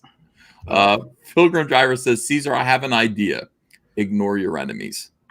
I don't think Caesar ignored his enemies. Crushed them. Yes, that is correct. This idea that you ignore people and they go away isn't true. They just get stronger and then they come back to hurt you. So you must keep them under your boot heel at all times. Comics with Callaway says, Comicsgate has inspired me to write my comic. Can't wait to one day be able to come on Comicsgate streams and grab an oar and get in the boat and row. All right, Callaway, come join us. Mark C says, I just had to respond to Brett Booth, who is upset that we will pay $25 for 48 pages, but not $3 for 20 digital pages, as if all content is created equal. That's a real thing, by the way. It's like, well, this guy gets his book out quicker. Mm-hmm. We don't like that guy. Yeah. Nobody wants his work. Nobody wants that dude's work. What are you going to tell me? I mean, it's like, certainly a Martin Scorsese movie takes longer to make. Why? There have been 100 episodes of Big Bang Theory since Martin Scorsese made his last movie. I guess Martin Scorsese sucks. Mm-hmm. I'm not going to watch The Big Bang. I'm sorry, I don't like that show. I'm not going to watch The Big Bang Theory. I will watch Martin Scorsese's movie, and I will pay $25 to see it. Price of an admission to see a movie these days, and get some popcorn too, right, John? I'd pay $50 for Travis Sherray to come out and do 15 pages of anything. Period. 15 pages of Travis is $50. Yeah, you better believe it. Of course. So we have to endeavor to do our best work. Because you know what, quantity is no longer a thing. I know people keep saying, well, you got to do more of it. Quantity. We don't need quantity. We need quality. We need people to anticipate good comics. I really still believe the J.K. Rowling model is the best model for comics going forward. J.K. Rowling gay after the fact. Yes, but also have people anticipating the next book, and they'll wait for it. Hype it up all the time. Give them a book that's a little bit longer than normal that they'll read and reread, and then have them excited about the next one. And that's I think it's going to work. Let's see. Gary Wald says, I'd like to hear you on Star Trek Picard sometime. I think it isn't so bad as some say. I hate Star Trek. I'm trying. I've seen one episode. I'm just going to wait for them to get the whole thing done, and then I'm going to binge through it. It's going to be like STD was for me, which was it was agonizing, but I kept watching it. Do you hate all Star Trek? Yeah. No, man. Yeah. Dude, Next Generation. Watch The Inner Light, man. That one episode. Watch The Inner Light. It'll change you. It's good shit. Solid. All right. Solid. Gotta change you. I don't like any of it. I think it's dopey, and I try. And it's so boring. I tried to watch the original series. I bought the original series. I had everyone autograph it. By the way, everyone autographed. That's why they're all dead. Hey, Ethan. Pete's in the chat and is asking to come in here. Oh, why isn't Pete in the private room? Let's get him in there. Yeah, I'm surprised I didn't do that this time. Okay, who the hell is Pete? Pete Samedi. Pete's the man. We love Pete. All right, let's see here. Pete's like talking like to me in private here. He's got a lot to say. What's going on? Yeah, I'm gonna add him to the room here as well. That's important. Add people. I'll get better at this, guys. By the way, is my clicking coming over my microphone? I'm lettering a book right now. Yes, it is. And no, it isn't. It's fine. Okay. It's fine. We're working on the Shinobi Sasquatch Monster and Bee crossover right now. Really? Yeah. Looks fantastic. It's funny as hell too. I can't wait. That's going to be Spawn good. Is a treasure. Who wrote it? Von Klaus. Spawn did. Okay, good. Yeah. Did Rob Willis draw it? No, Marco McCagney, the guy from Monster and Bee. Oh, nice. Hello, Zach. How are you? This is a test. How do I sound? You sound exactly like somebody who says this is a test would sound. I'm in my car on the Bluetooth. Is it bad, like feedback or anything? No, it's okay. It just sounds like you're in a plane, weather report. Oh, this might become my mobile studio then. Yeah. Just pull the string on the can a little tighter. That's all. I gotta say, my thing is listening to a guy who's high cook people. I cannot get enough of Dan Fraga taking people to the woodshed. Dude, I got to use that cranberry. It's like, hey man, that's cranberry, low hanging. God damn, that's how nicknames get started. Cranberry. Hey man, I see more weed than dirt. You know what I'm saying? but I was typing. I'm driving around trying to find soap. There's no soap. This, they always have in business. They have these, these theorems and they have equations. Check this shit out. Mags was bragging about 1,500 pages, right? Yeah. Mags has less than 1,500 backers on the average book. You flipped it. Cranberry. Oh, Cranberry. Yeah. Wow. Interesting. But all the stuff they were saying, every single thing, you need to pump out more volume. Now they got nowhere to pump it out from. At least my books are on the shelves. Well, the store's closed. What do you got? And none of these fools have the soft skills to freaking crowdfund. Mm-hmm. And they could maybe get one. And so they're just sitting there. I saw, oh, this is a code inspector? I'm not breaking no codes. Sorry, we're under freaking martial law here. We have a freaking curfew now. You have to have a reason to leave your house. Sorry, I got distracted. Oh, well, we just let Pete Samedi in here. Pete's in here as well. Welcome, Peter Samedi. Hey guys, how's it going? Thanks for having me on. What up, Peter? It's our pleasure. When are you going to declare Comicsgate? When are you going to just come out and say, you know what, guys, on Comicsgate, I've always been? When is that going to happen? I was here before you guys were here. What are you talking about? That's cranberry. That's a roasty. That's our dude. Let me stretch. Yeah, soap, huh? We got soap shortages. Man, I bought a big crate of soap.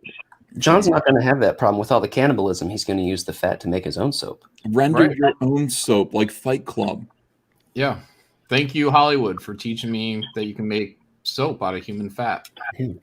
What's your impression of all this stuff? So the theme today is SJWs cry out in confusion. That's where we are today. Yesterday we got some big announcements. Today we're getting some reaction from some of the voices on Twitter who are, I said before, they're bullies. So it's fun to hear them. Yeah. I know this is crazy. What's crazier to me is to see some people that are telling me to really rush up and start propping up the industry. And I'm like, these guys wanted me gone 3 years ago. They really dedicated a lot of time and effort in some ways.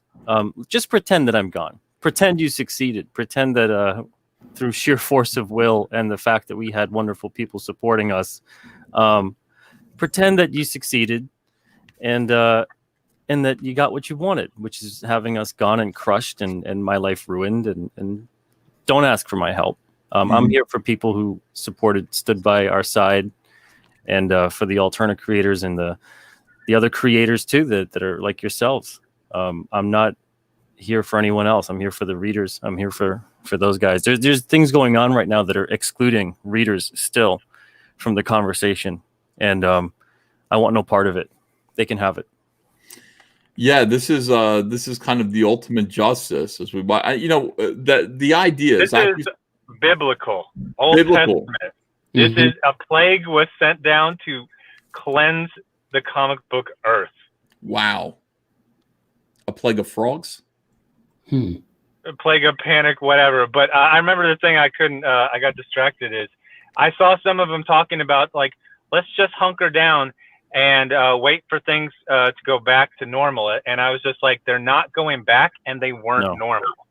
Yeah, you got to be proactive right now. for those that are just going to sit around and wait. They should have been doing stuff anyway, like everybody in here has been doing. Well, then I saw people. They're like, they were bucket. Sorry for interrupting. They're like, we're going to build a new, better business model. And I was like, yeah, we did it like 2 good years luck with ago. that. 2 years ago. You got to build the ark before the flood. Yeah. Okay. Yep.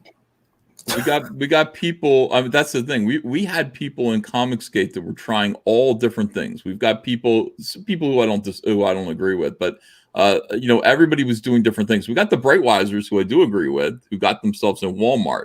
We got John. Speaking of the Brightwisers, do you realize that they have the only solid distribution plan for comics in the country right now? Yeah. How insane is that? That is funny.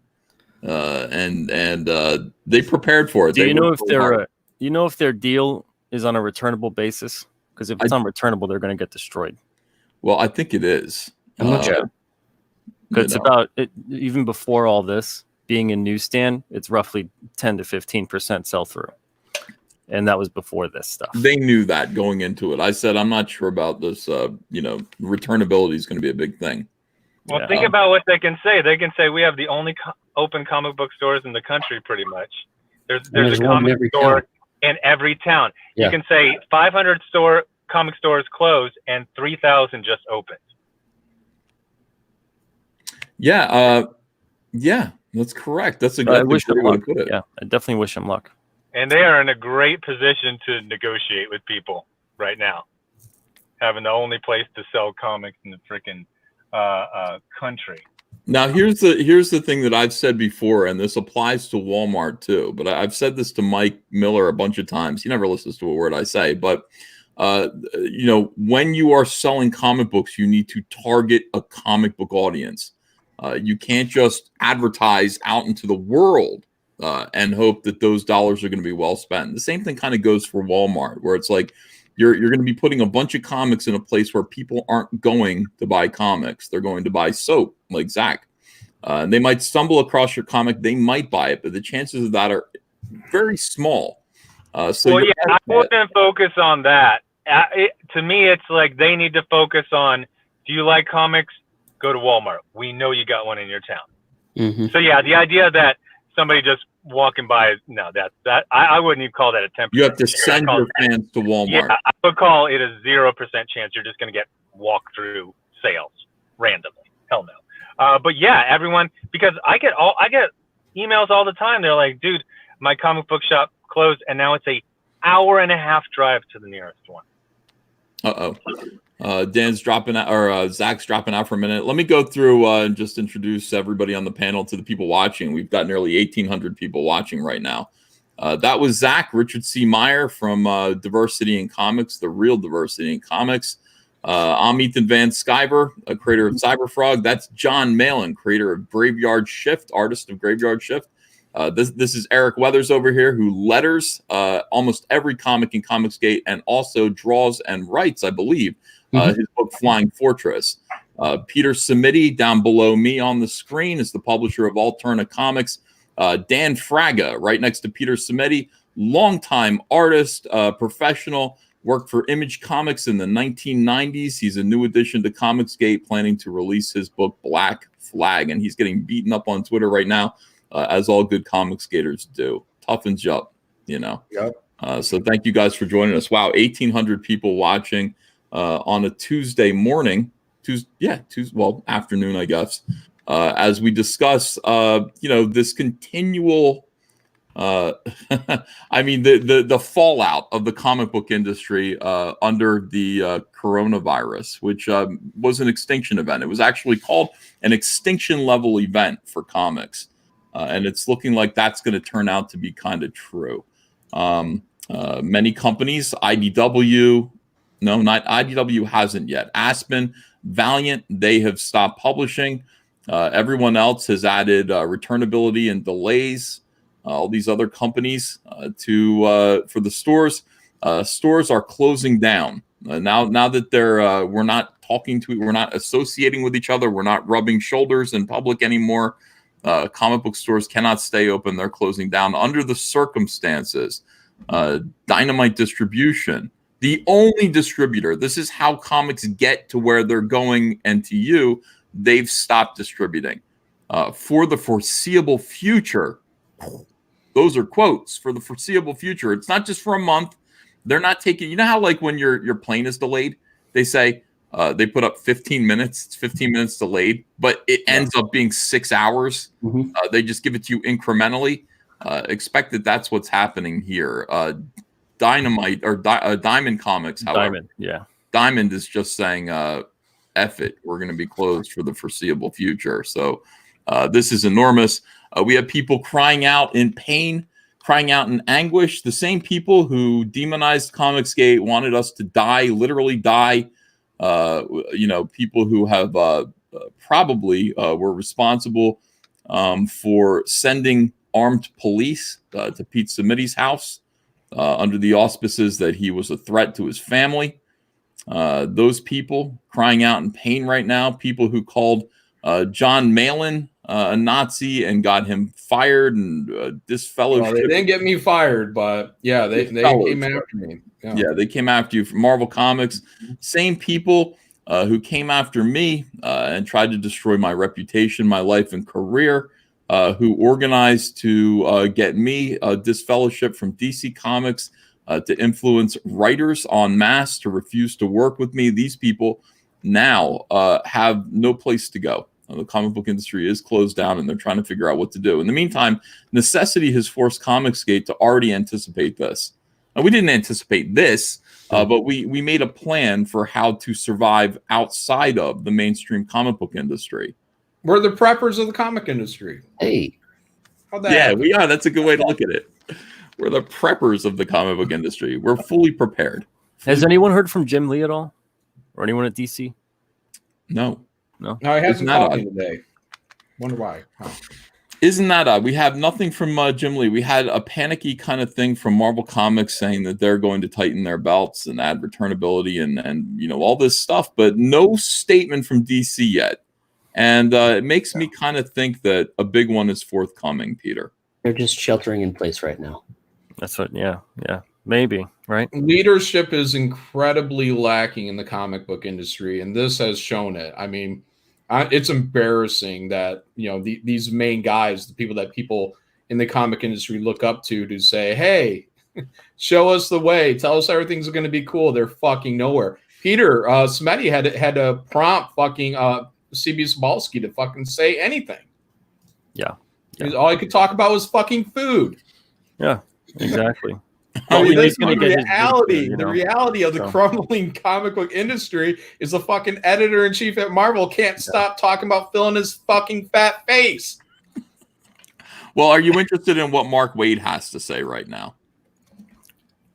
The answer is no, but here we go. Before we get to Mark Waid, I'm a bit of a conspiracy nut, and I think this is just a ploy by the Waid legal team to stall the trial even further. This coronavirus. I may be off base, but they're pulling every trick they can, and I think this is part of that. Well, the Waid conspiracy team are conspiracy nuts too, or the Waid legal team are conspiracy nuts too. So it's possible that you're right, Eric, that they would actually conceive of something this diabolical, get everyone else to play along. That's right. In order to mess with Zach's legal case. All right, here's what Mark Waid is saying right now. We're just going through all the news. Humanoids announces they're going to delay all comics for at least a month. Mark Waid speaks. LA comic book publisher Humanoids, Humanity First, has issued the following update from publisher Mark Waid to comic book retailers. He says, after a great deal of internal deliberation and consultation with key retailers, Humanoids has elected to delay shipment to our retailer partners for, at a minimum, the next 4 weeks, after which we'll reassess the situation. We're also working to provide whatever relief for retailers we can during this critical period and beyond. What would that be? What would that's returnability, I guess. Comic shops like yours are the lifeblood of the comic industry. We want you to know how much we appreciate all you do. Good luck out there. Stay safe and feel free to reach out to us directly if we can offer further assistance. Missed it. Wait, further assistance in the days and weeks ahead. Yeah. Sorry. I'm sorry. Mark Waid, the troubled look on his face here. All right. So I would like to call Mark Waid and ask for some help from humanoids. He's offering assistance. I'm going to get some retailers to do that with me. Hello, humanoids. You offered us further assistance. Send him a black wreath. Fucking asshole. You fucking asshole, Waid. If only your ex-wife could see you now. Shameful. These people are horrible, horrible, horrible people. Terrible. DC Comics printer closes tomorrow. Bleeding Cool is trying to stay on top of current events. The current effect of the coronavirus pandemic on the comic book industry. We've already been told that Diamond Comics is closing its doors. Statement from Diamond is expected. Now, Transcontinental Printing, the main. Oh, are you fucking kidding me? Transcontinental. They printed Cyberfrog Blood Honey. They're my fucking printer. Are they? Yeah, they print previews too. Shit. Countless other publishers is shutting down for 3 weeks. It's just 3 weeks. And that Jesus. Canadian provinces of are they printing your thing now? I mean, what? No. Yeah, I sent all my paperwork in, and I'm just waiting for the payment. Fuckers. You're gonna have to go back to China. No, this will still be quicker. Even if it's a 3-week shutdown, it'll still be quicker than China. But holy shit, man. Yeah. I had a refund from China to go to Transcontinental. Now I'm fucked again. Canadian provinces of Quebec and Ontario are closing down all non-essential businesses by end of play tomorrow until at least mid-April. So that's it for DC too. I guess DC is going to have to find another printer if they're going to. Like DC has not said, as Peter just pointed out, DC has not made a statement about what they're doing or what their plans are right now. We haven't heard from Jim Lee. I'm looking, like I keep refreshing Bleeding Cool to get Jim Lee's statement, but we haven't gotten one. This is I mean, it's bad news, right? For comic publishers that are pumping out product like DC is. They would have to get a relationship with a new printer pretty quickly. Pretty fast. All right. Let me see. They would have contingencies in place, but maybe not. Yeah, who knows? Who knows what's going on? Should comics publishers keep publishing by digital or mail order? What do you think here?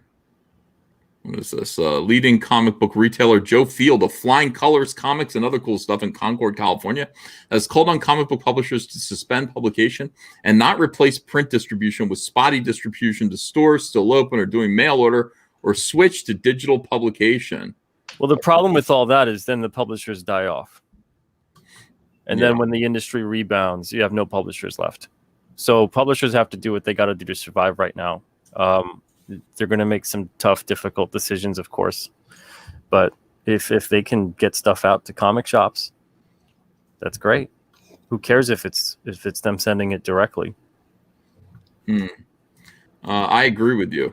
I got to say that Joe Field, that was the comics shop I shopped at as a kid. Joe is also the creator of Free Comic Book Day. So he's one of the guys that he's worth paying attention to. He's a smart guy. I've thought about that too. Like for me, I think the whole, like I said, Drain the Swamp. I think Diamond back in the day, there were more than one distributor. You guys remember Capital? Yep. You know, there was Capital, there was Diamond, there were a couple other smaller ones. Heroes, that's right. And we used to get all of our numbers from all those. And I think this is an opportunity right now for distributors to step up. Mm-hmm. If you think you can distribute comics, maybe now's the time for you to wake up and make some money. But distribute to who? I mean, see, this is the thing. Like, this is one of those boomerang instances. This is like a Mexican standoff where everybody pulled the trigger at once. I mean, it's like, Diamond went down. Diamond distribution went down because like the comic book stores had to close. And since the comic book stores closed, there's no comics being published. And since there are no comic books being published, Diamond can't send anything. It all comes down to social distancing. At this point, you know, the way the old model worked, and this is part of the whole kind of assessment of Comicsgate, people don't like to go to comic stores. Some people do, but ultimately that's just not the way things are going right now. Things are kind of going like, hey, I want to go to Amazon.com and I want to hit buy now and know that it's going to be here in 2 days with my that might be the secret, man. What if Amazon is your new comic book store? Well, that is something that I've heard. You know, I talked to publishers. I talked to Nick Barucci at Dynamite. He said ultimately where we go is Amazon. Right. You know, we go straight to we open up Amazon accounts and we sell over the internet. And that's what happens when everything else goes away. That's the next step.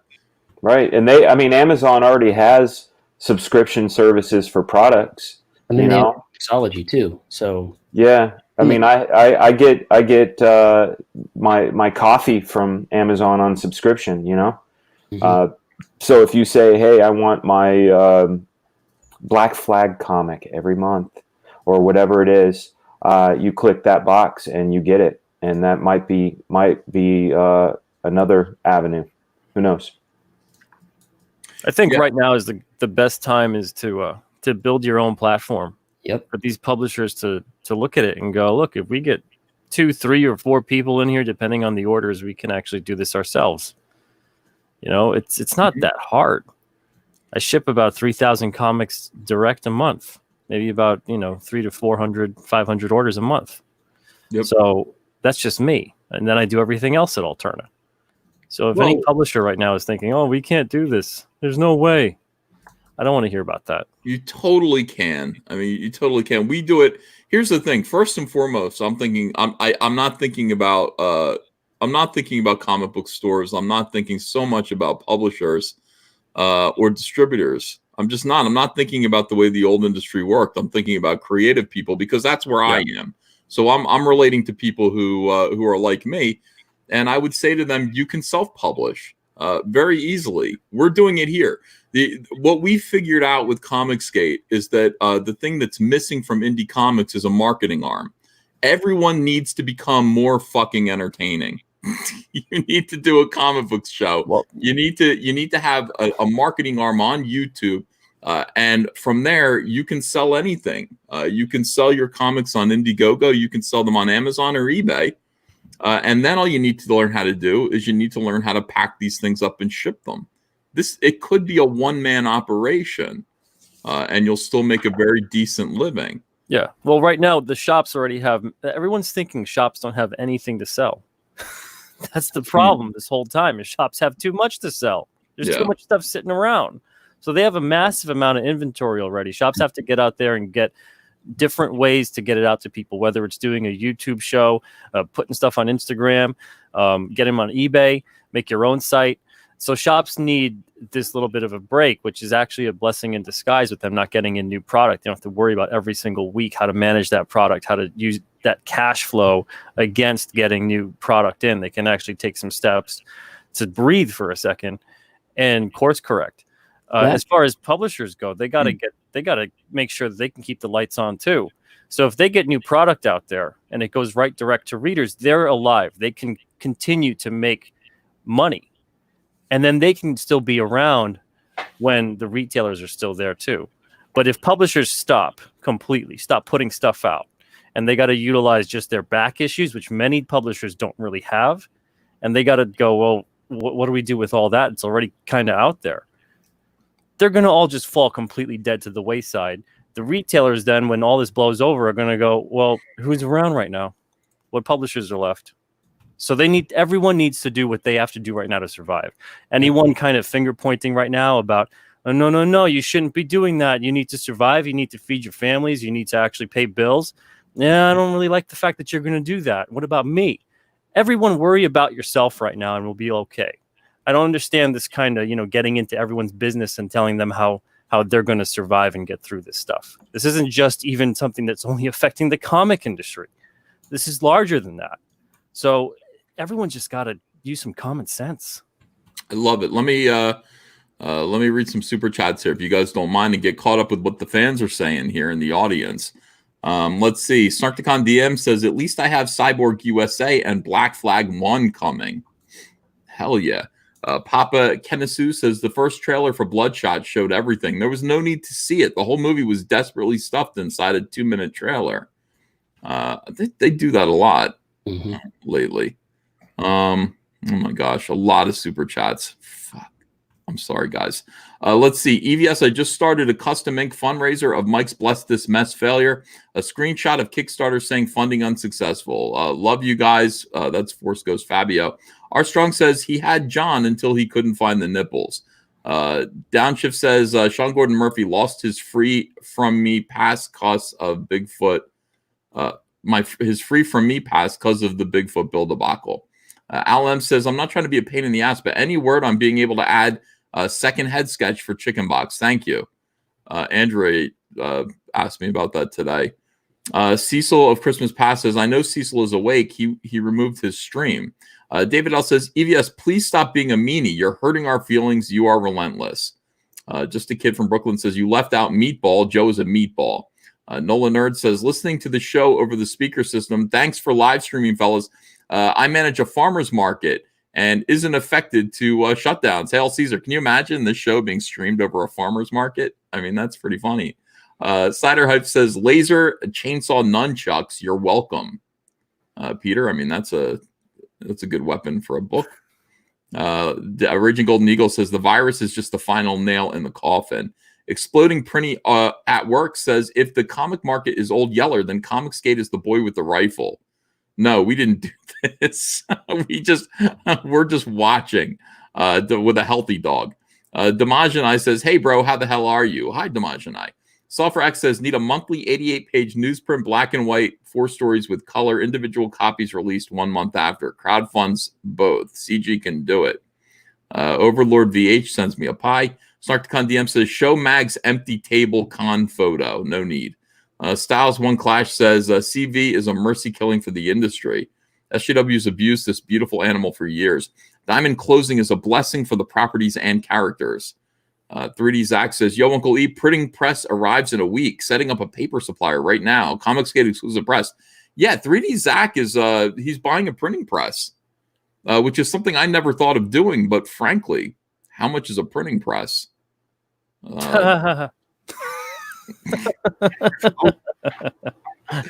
It means total independence.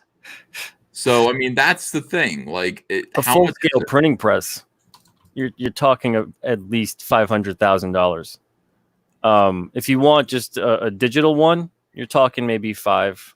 Maybe Comicsgate goes in and buys one. But yeah,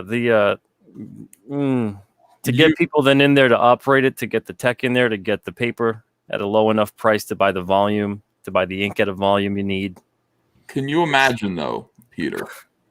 Don't shake your head. We've raised $500,000 before. Well, then you need warehouse space, too. And you need dedicated professionals. Yeah, we would have to open up an actual printing press that was Comicsgate exclusive.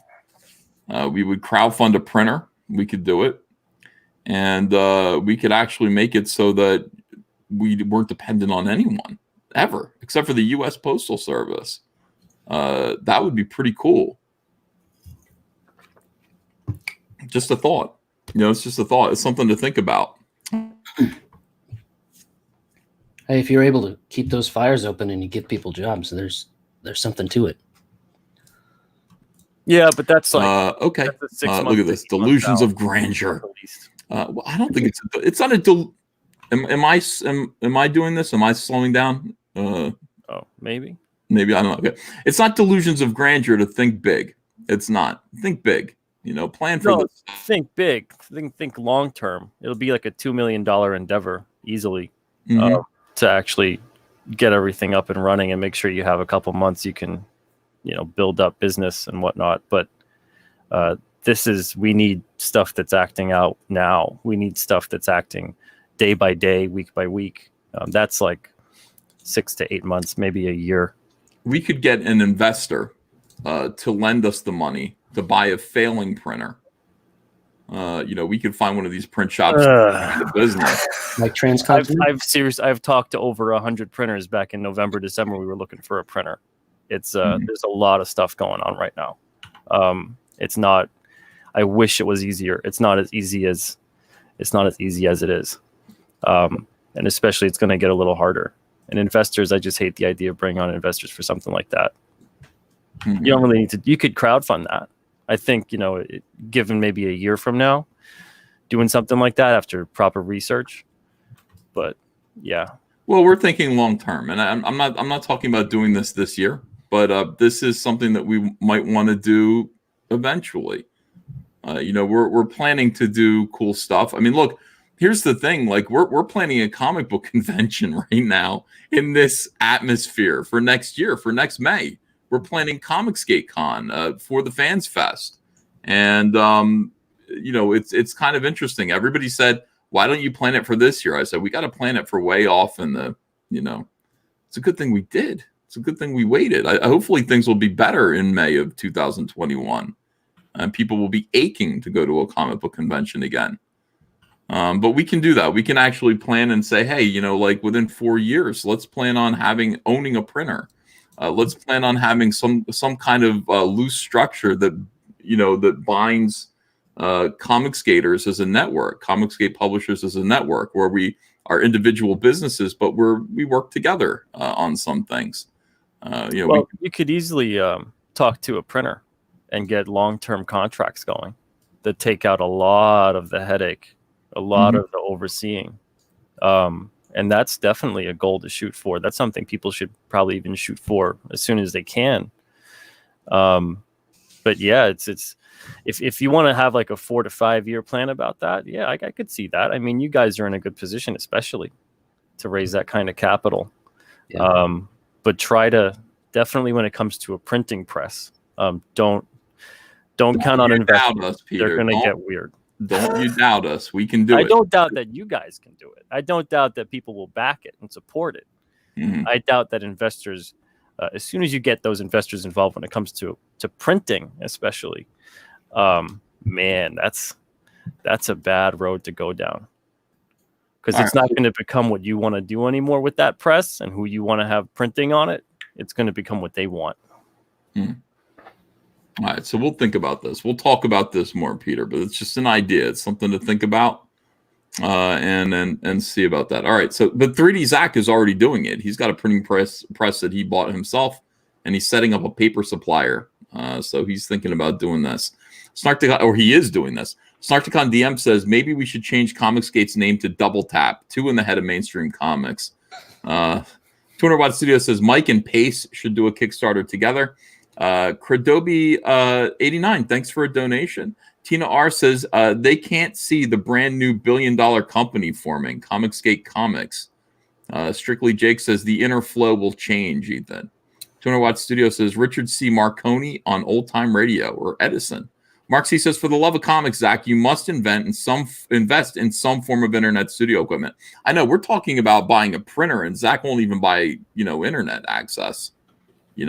I mean, that's the thing, Zach. We're thinking long term, and you won't even get internet access that lets you stay online for more than 3 minutes. That's a nightmare. Let's see. Zach can reenact War of the Worlds.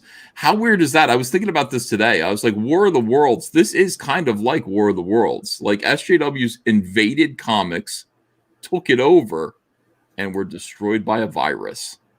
Isn't that interesting? I think it's kind of like Game of Thrones, too. We've all been saying winter is coming, and they're all like, nah, we don't believe it.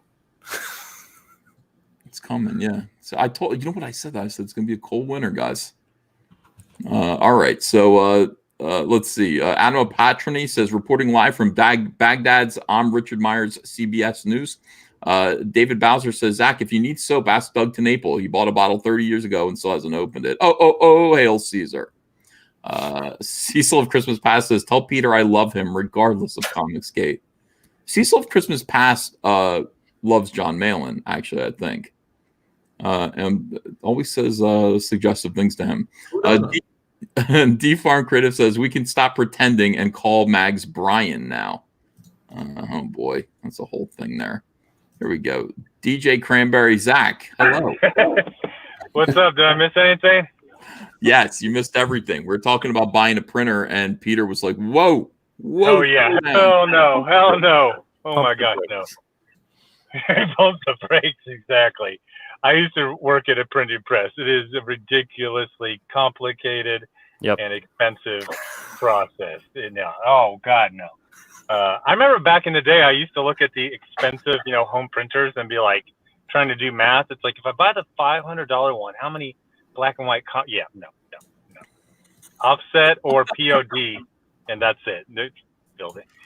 That's why I got to check it. I'll leave for 20 minutes. You guys are talking about buying your own printer. Come on. No, because 3D Zach did. This guy 3D Zach in our chat, he bought a printer, printing press.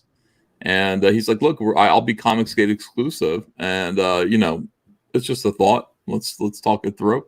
But I'll listen to you and I'll listen to Pete and say, no, maybe not. Maybe it's not a good idea for us to do.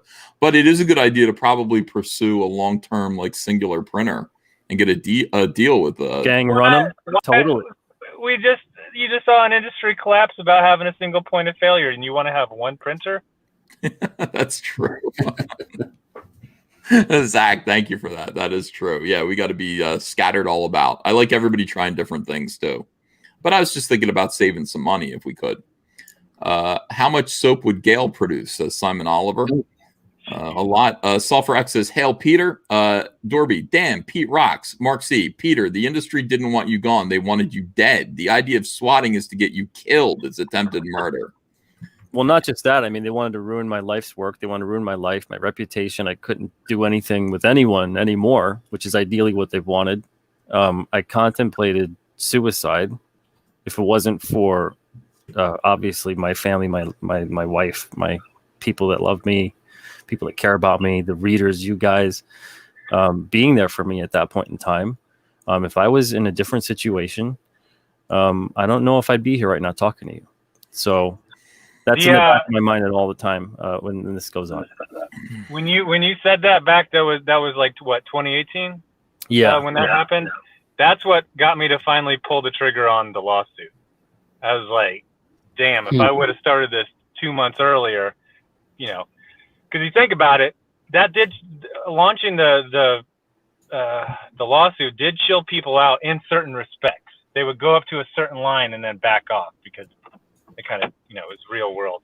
But one thing I'm realizing is the SJWs' ability to harm us has decreased massively, but their ability to harm themselves has increased infinitely. They have an infinite ability to harm themselves now with their ridiculous ideas and waiting for a broken system to come back and save them. Oh, and the other thing is when Ethan was saying, Zach, Mag's saying, oh man, I just got 4 book deals this year. What? What kind of industry approves Mags for 4 book deals? Like the latest book sold 885 copies. In many respects, this industry in its former state deserved to die. It was asking to die. It was asking to die. It's like that guy who tried to self-medicate with the freaking aquarium cleaner. And then his wife's trying to blame Trump. Like, you drank freaking aquarium cleaner. Seriously? Wait, that's not a good idea? Jeez, I go into Walmart for 20 minutes and you guys almost buy a printer, get an exclusive deal, and start drinking aquarium cleaner? Jeez. Hey, not you guys, all right? I heard it was a good idea. I heard it was a good idea. Peter's the adult in the room. He said, you're not buying no printer. Let me introduce everyone. We've got almost 1,900 people watching right now. So for those who are kind of new to the show, my name's Ethan Van Sciver, comic book artist, creator of Cyberfrog, 27 years in the business. Right next to me there is John Malin, formerly of Marvel Comics, Cable, and what was your book? Was it X-Force? Cable. Cable, yeah. Just Cable. Before that was Thunderbolts, and yeah. Welcome all of you future ex-Marvel DC employees who are watching right now. John Malin has his own book here called Graveyard Shift. It's a tremendous success. Each issue has raised successively more 6-figure amounts. Eric Weathers, right next to John Malin, is our letterer. He letters almost every comic that Comicsgate puts out. He is also the artist writer of a book, Flying Fortress, right there, that is for sale on Indiegogo now. Flying Fortress. By the way, Dan, you're next. You're the only one in the chat I haven't lettered for. Oh man, I hate to disappoint you, but I got Ken Brusnak from American Flag and the Punisher doing my book. I signed him up over a year ago. My apologies. You'll have something for Eric to letter. Watch this. Oh yeah. Ken can't letter everything. I've got a whole rollout. There we go. Hey, Fragaboom is Dan Fraga, formerly of Image Comics. And he the most recent arrival here at Comicsgate. He's doing a book called Black Flag in April. Right next to Dan Fraga is Pete Samiti, publisher of Alterna Press. And next to him is DJ Cranberry. Knock it off, Zach. That's Richard C. Meyer, formerly of the channel Diversity in Comics when it was Diversity in Comics. Now Comics Matter with your boy Zach. Publisher of The Expendables, Jawbreakers, currently a book called Pandemic, and Iron Sights. The heart and soul, we'll say the philosopher of Comicsgate. So it's great to have you here, Zach. Philosophizer, yeah. Not to interrupt you, but I'm gonna anyway. I just got an email from our printer. They are considered essential business nationally. Wow. So they are open right now and currently operating 100%. That's great news. And they're a web press printer, and they can do all kinds of paper stock, glossy, newsprint, whatever you need. So are they watching the show right now? Is that why they I don't know. I sent them an email yesterday, wanted to see how they were doing. I didn't receive one back, and that kind of worried me, but I just got it now. And they're taking on a lot more work right now because of that, but they are at 100%. And they're good to go whenever. And they're in Oregon, so they're in the U.S. But they're in Oregon. They're good people, though. Okay, all right. As long as they're not the Portland Comics Mafia. No, not over. No. Yeah, no, they're good people. All right, very good. Let me read some more of these super chats. Jim Lee and Sobolski showing their leadership skills, says Rhino. Sulfur X says, Inventing Incidents, 250-page graphic novel. All art is finished, landing on Indiegogo in 3 weeks. My first book in the middle of a global pandemic. Hail, please swing by Indiegogo for pre-launch. Hail, Comicsgate. 80s Turtles would still be teens due to lifespan, says Peppermint Oil Capsule. That's true. Rhino says Rich Johnson likes to brag about shops opening. 500 stores may have closed, but 3,000 have opened via Walmart.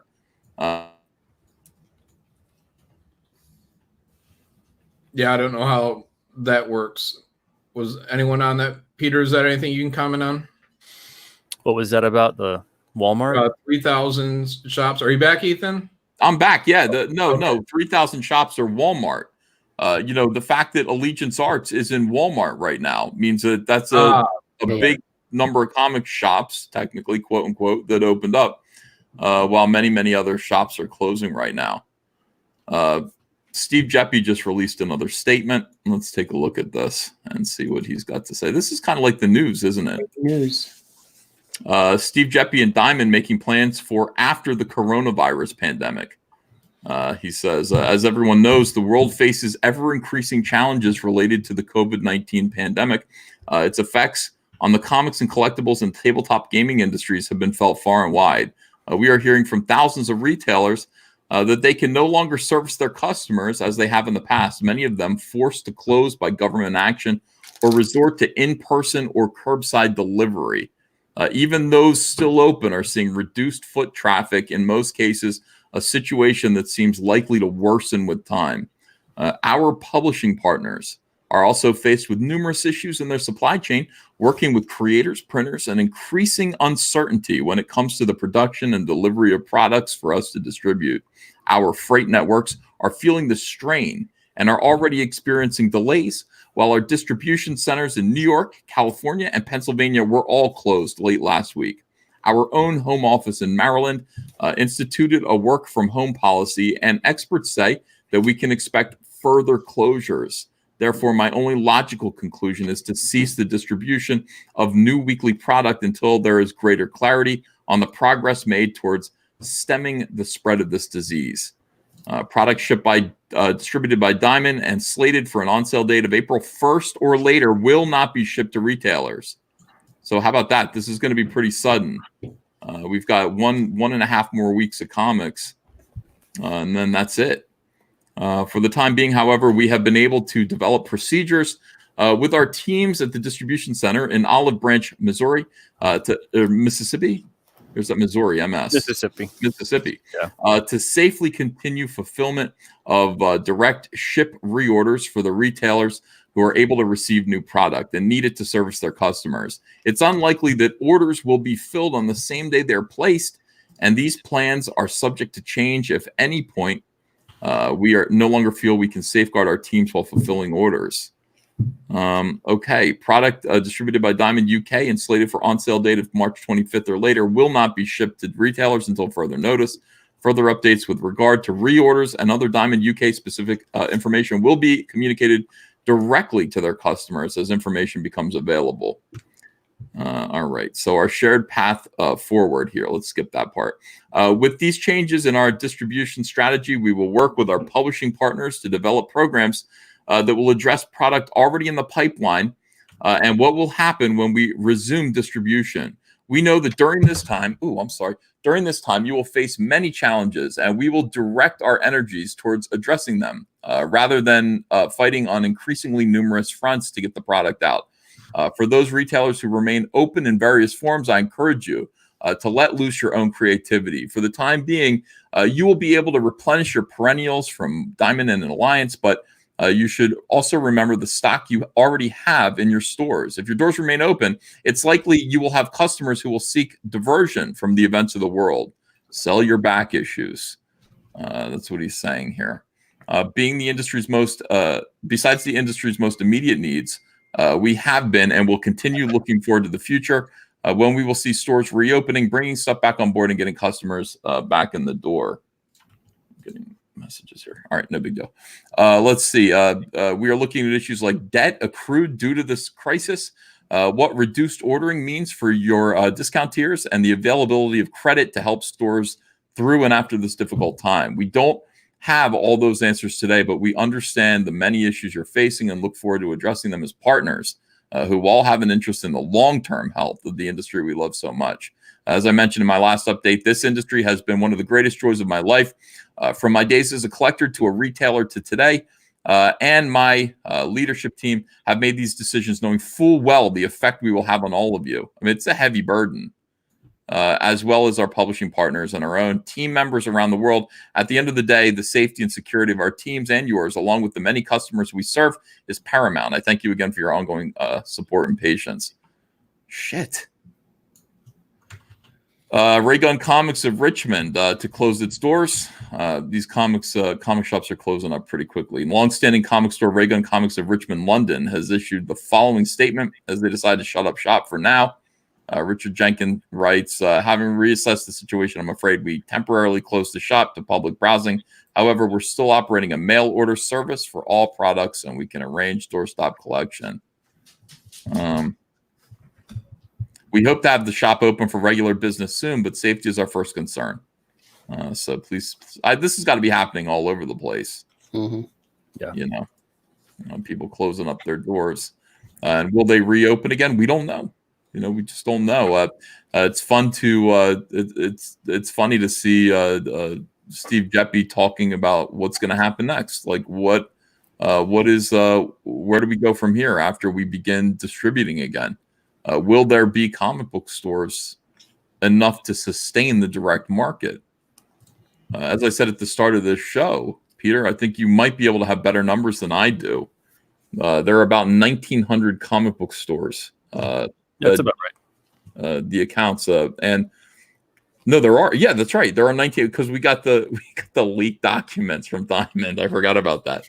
There are about 1,900 accounts, and should we hit the critical mass of 1,500? Should we lose 400 of those? Diamond distribution is no longer sustainable. It can't continue operation. The profit margin would be too slim.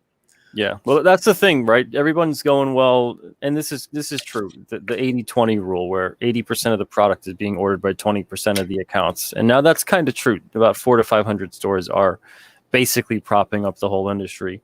It's just those 400 to 500 stores.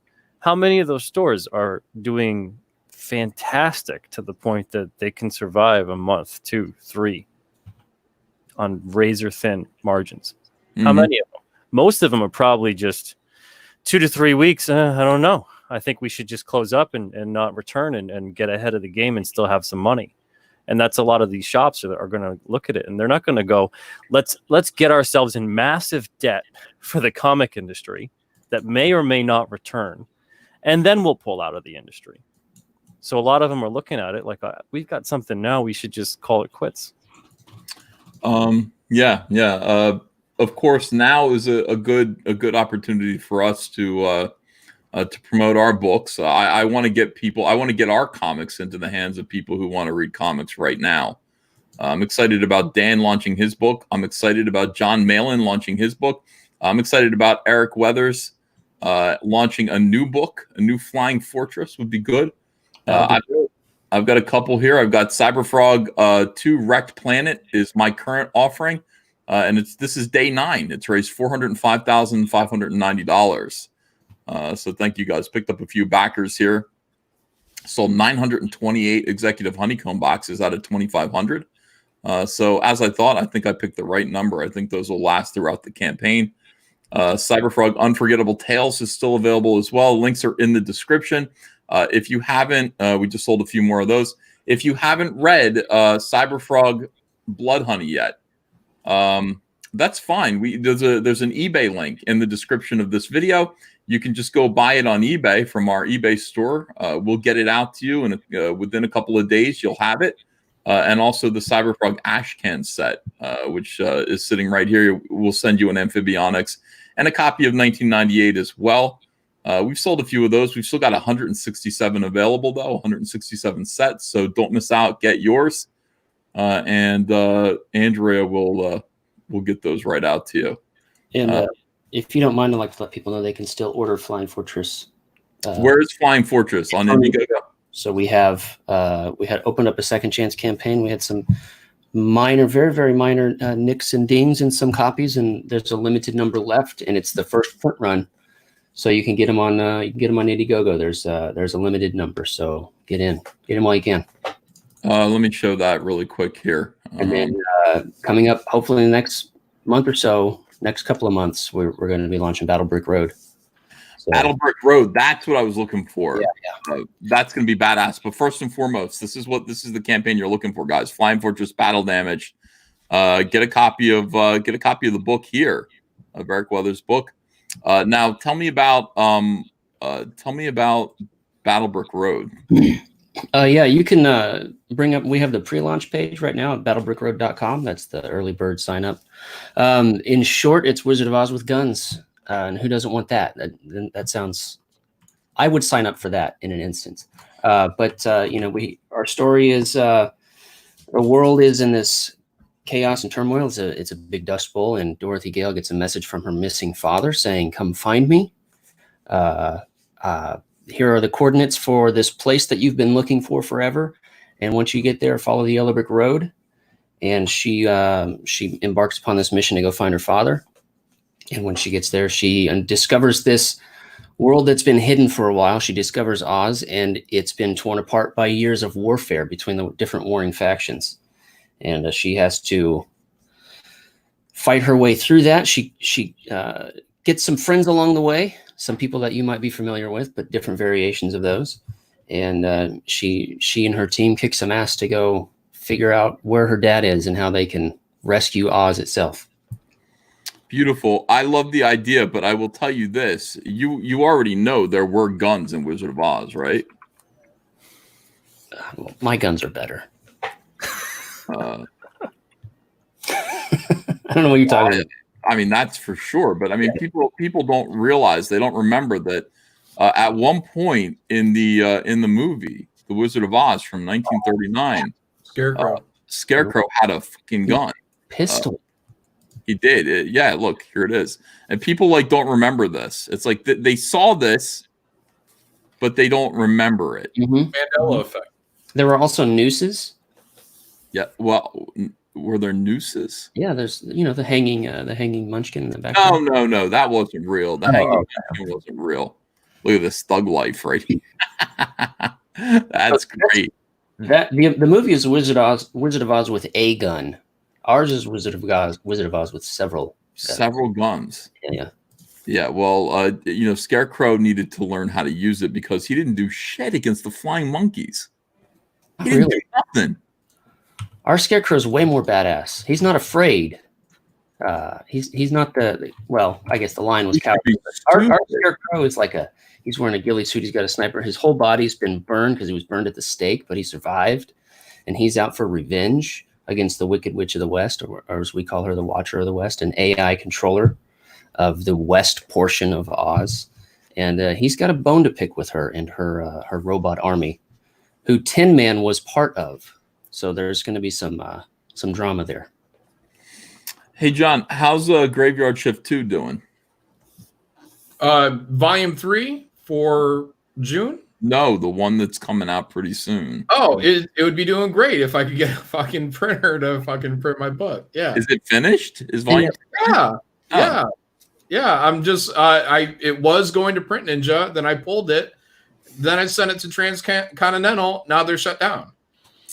So is it a I don't trade? know. Maybe I'll have to talk to Peter about this printer that he's got. Is that digital or offset? The one we use is web press. So does that mean digital? No. That's WebPress is like the top of the line, and then offset, and then digital.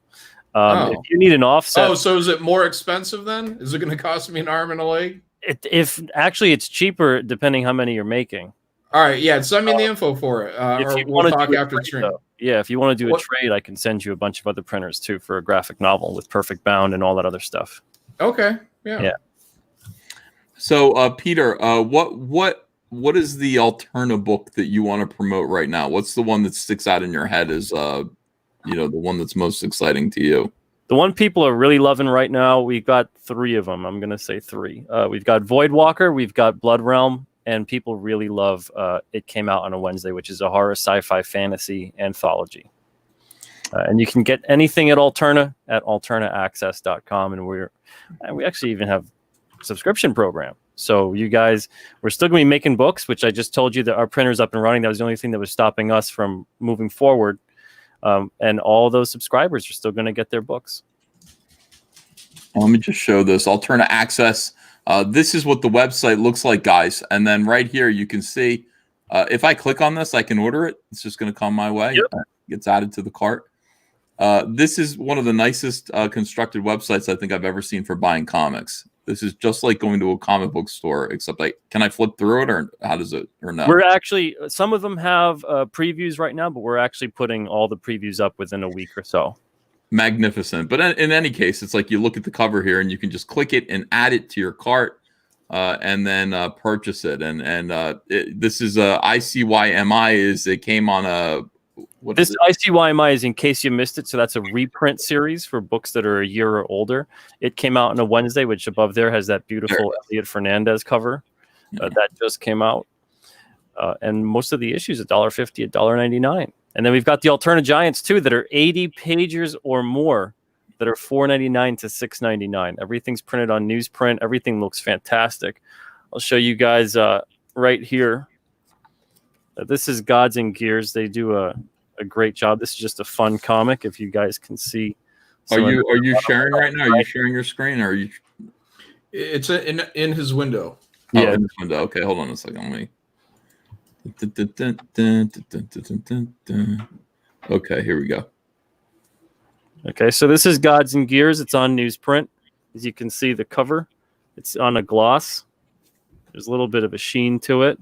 This is very much like a 80s Marvel quality. And then let me get Voidwalker to show you that, because that's a spectacular title. And also I'll show Mighty Mascots too. The Giant is awesome. So here's Voidwalker. And here's some of the awesome stuff going on in there. Christian Rossi does a great job. Spencer Desmond is the creator, writer, and letterer. Christian Rossi is the artist, does all the art.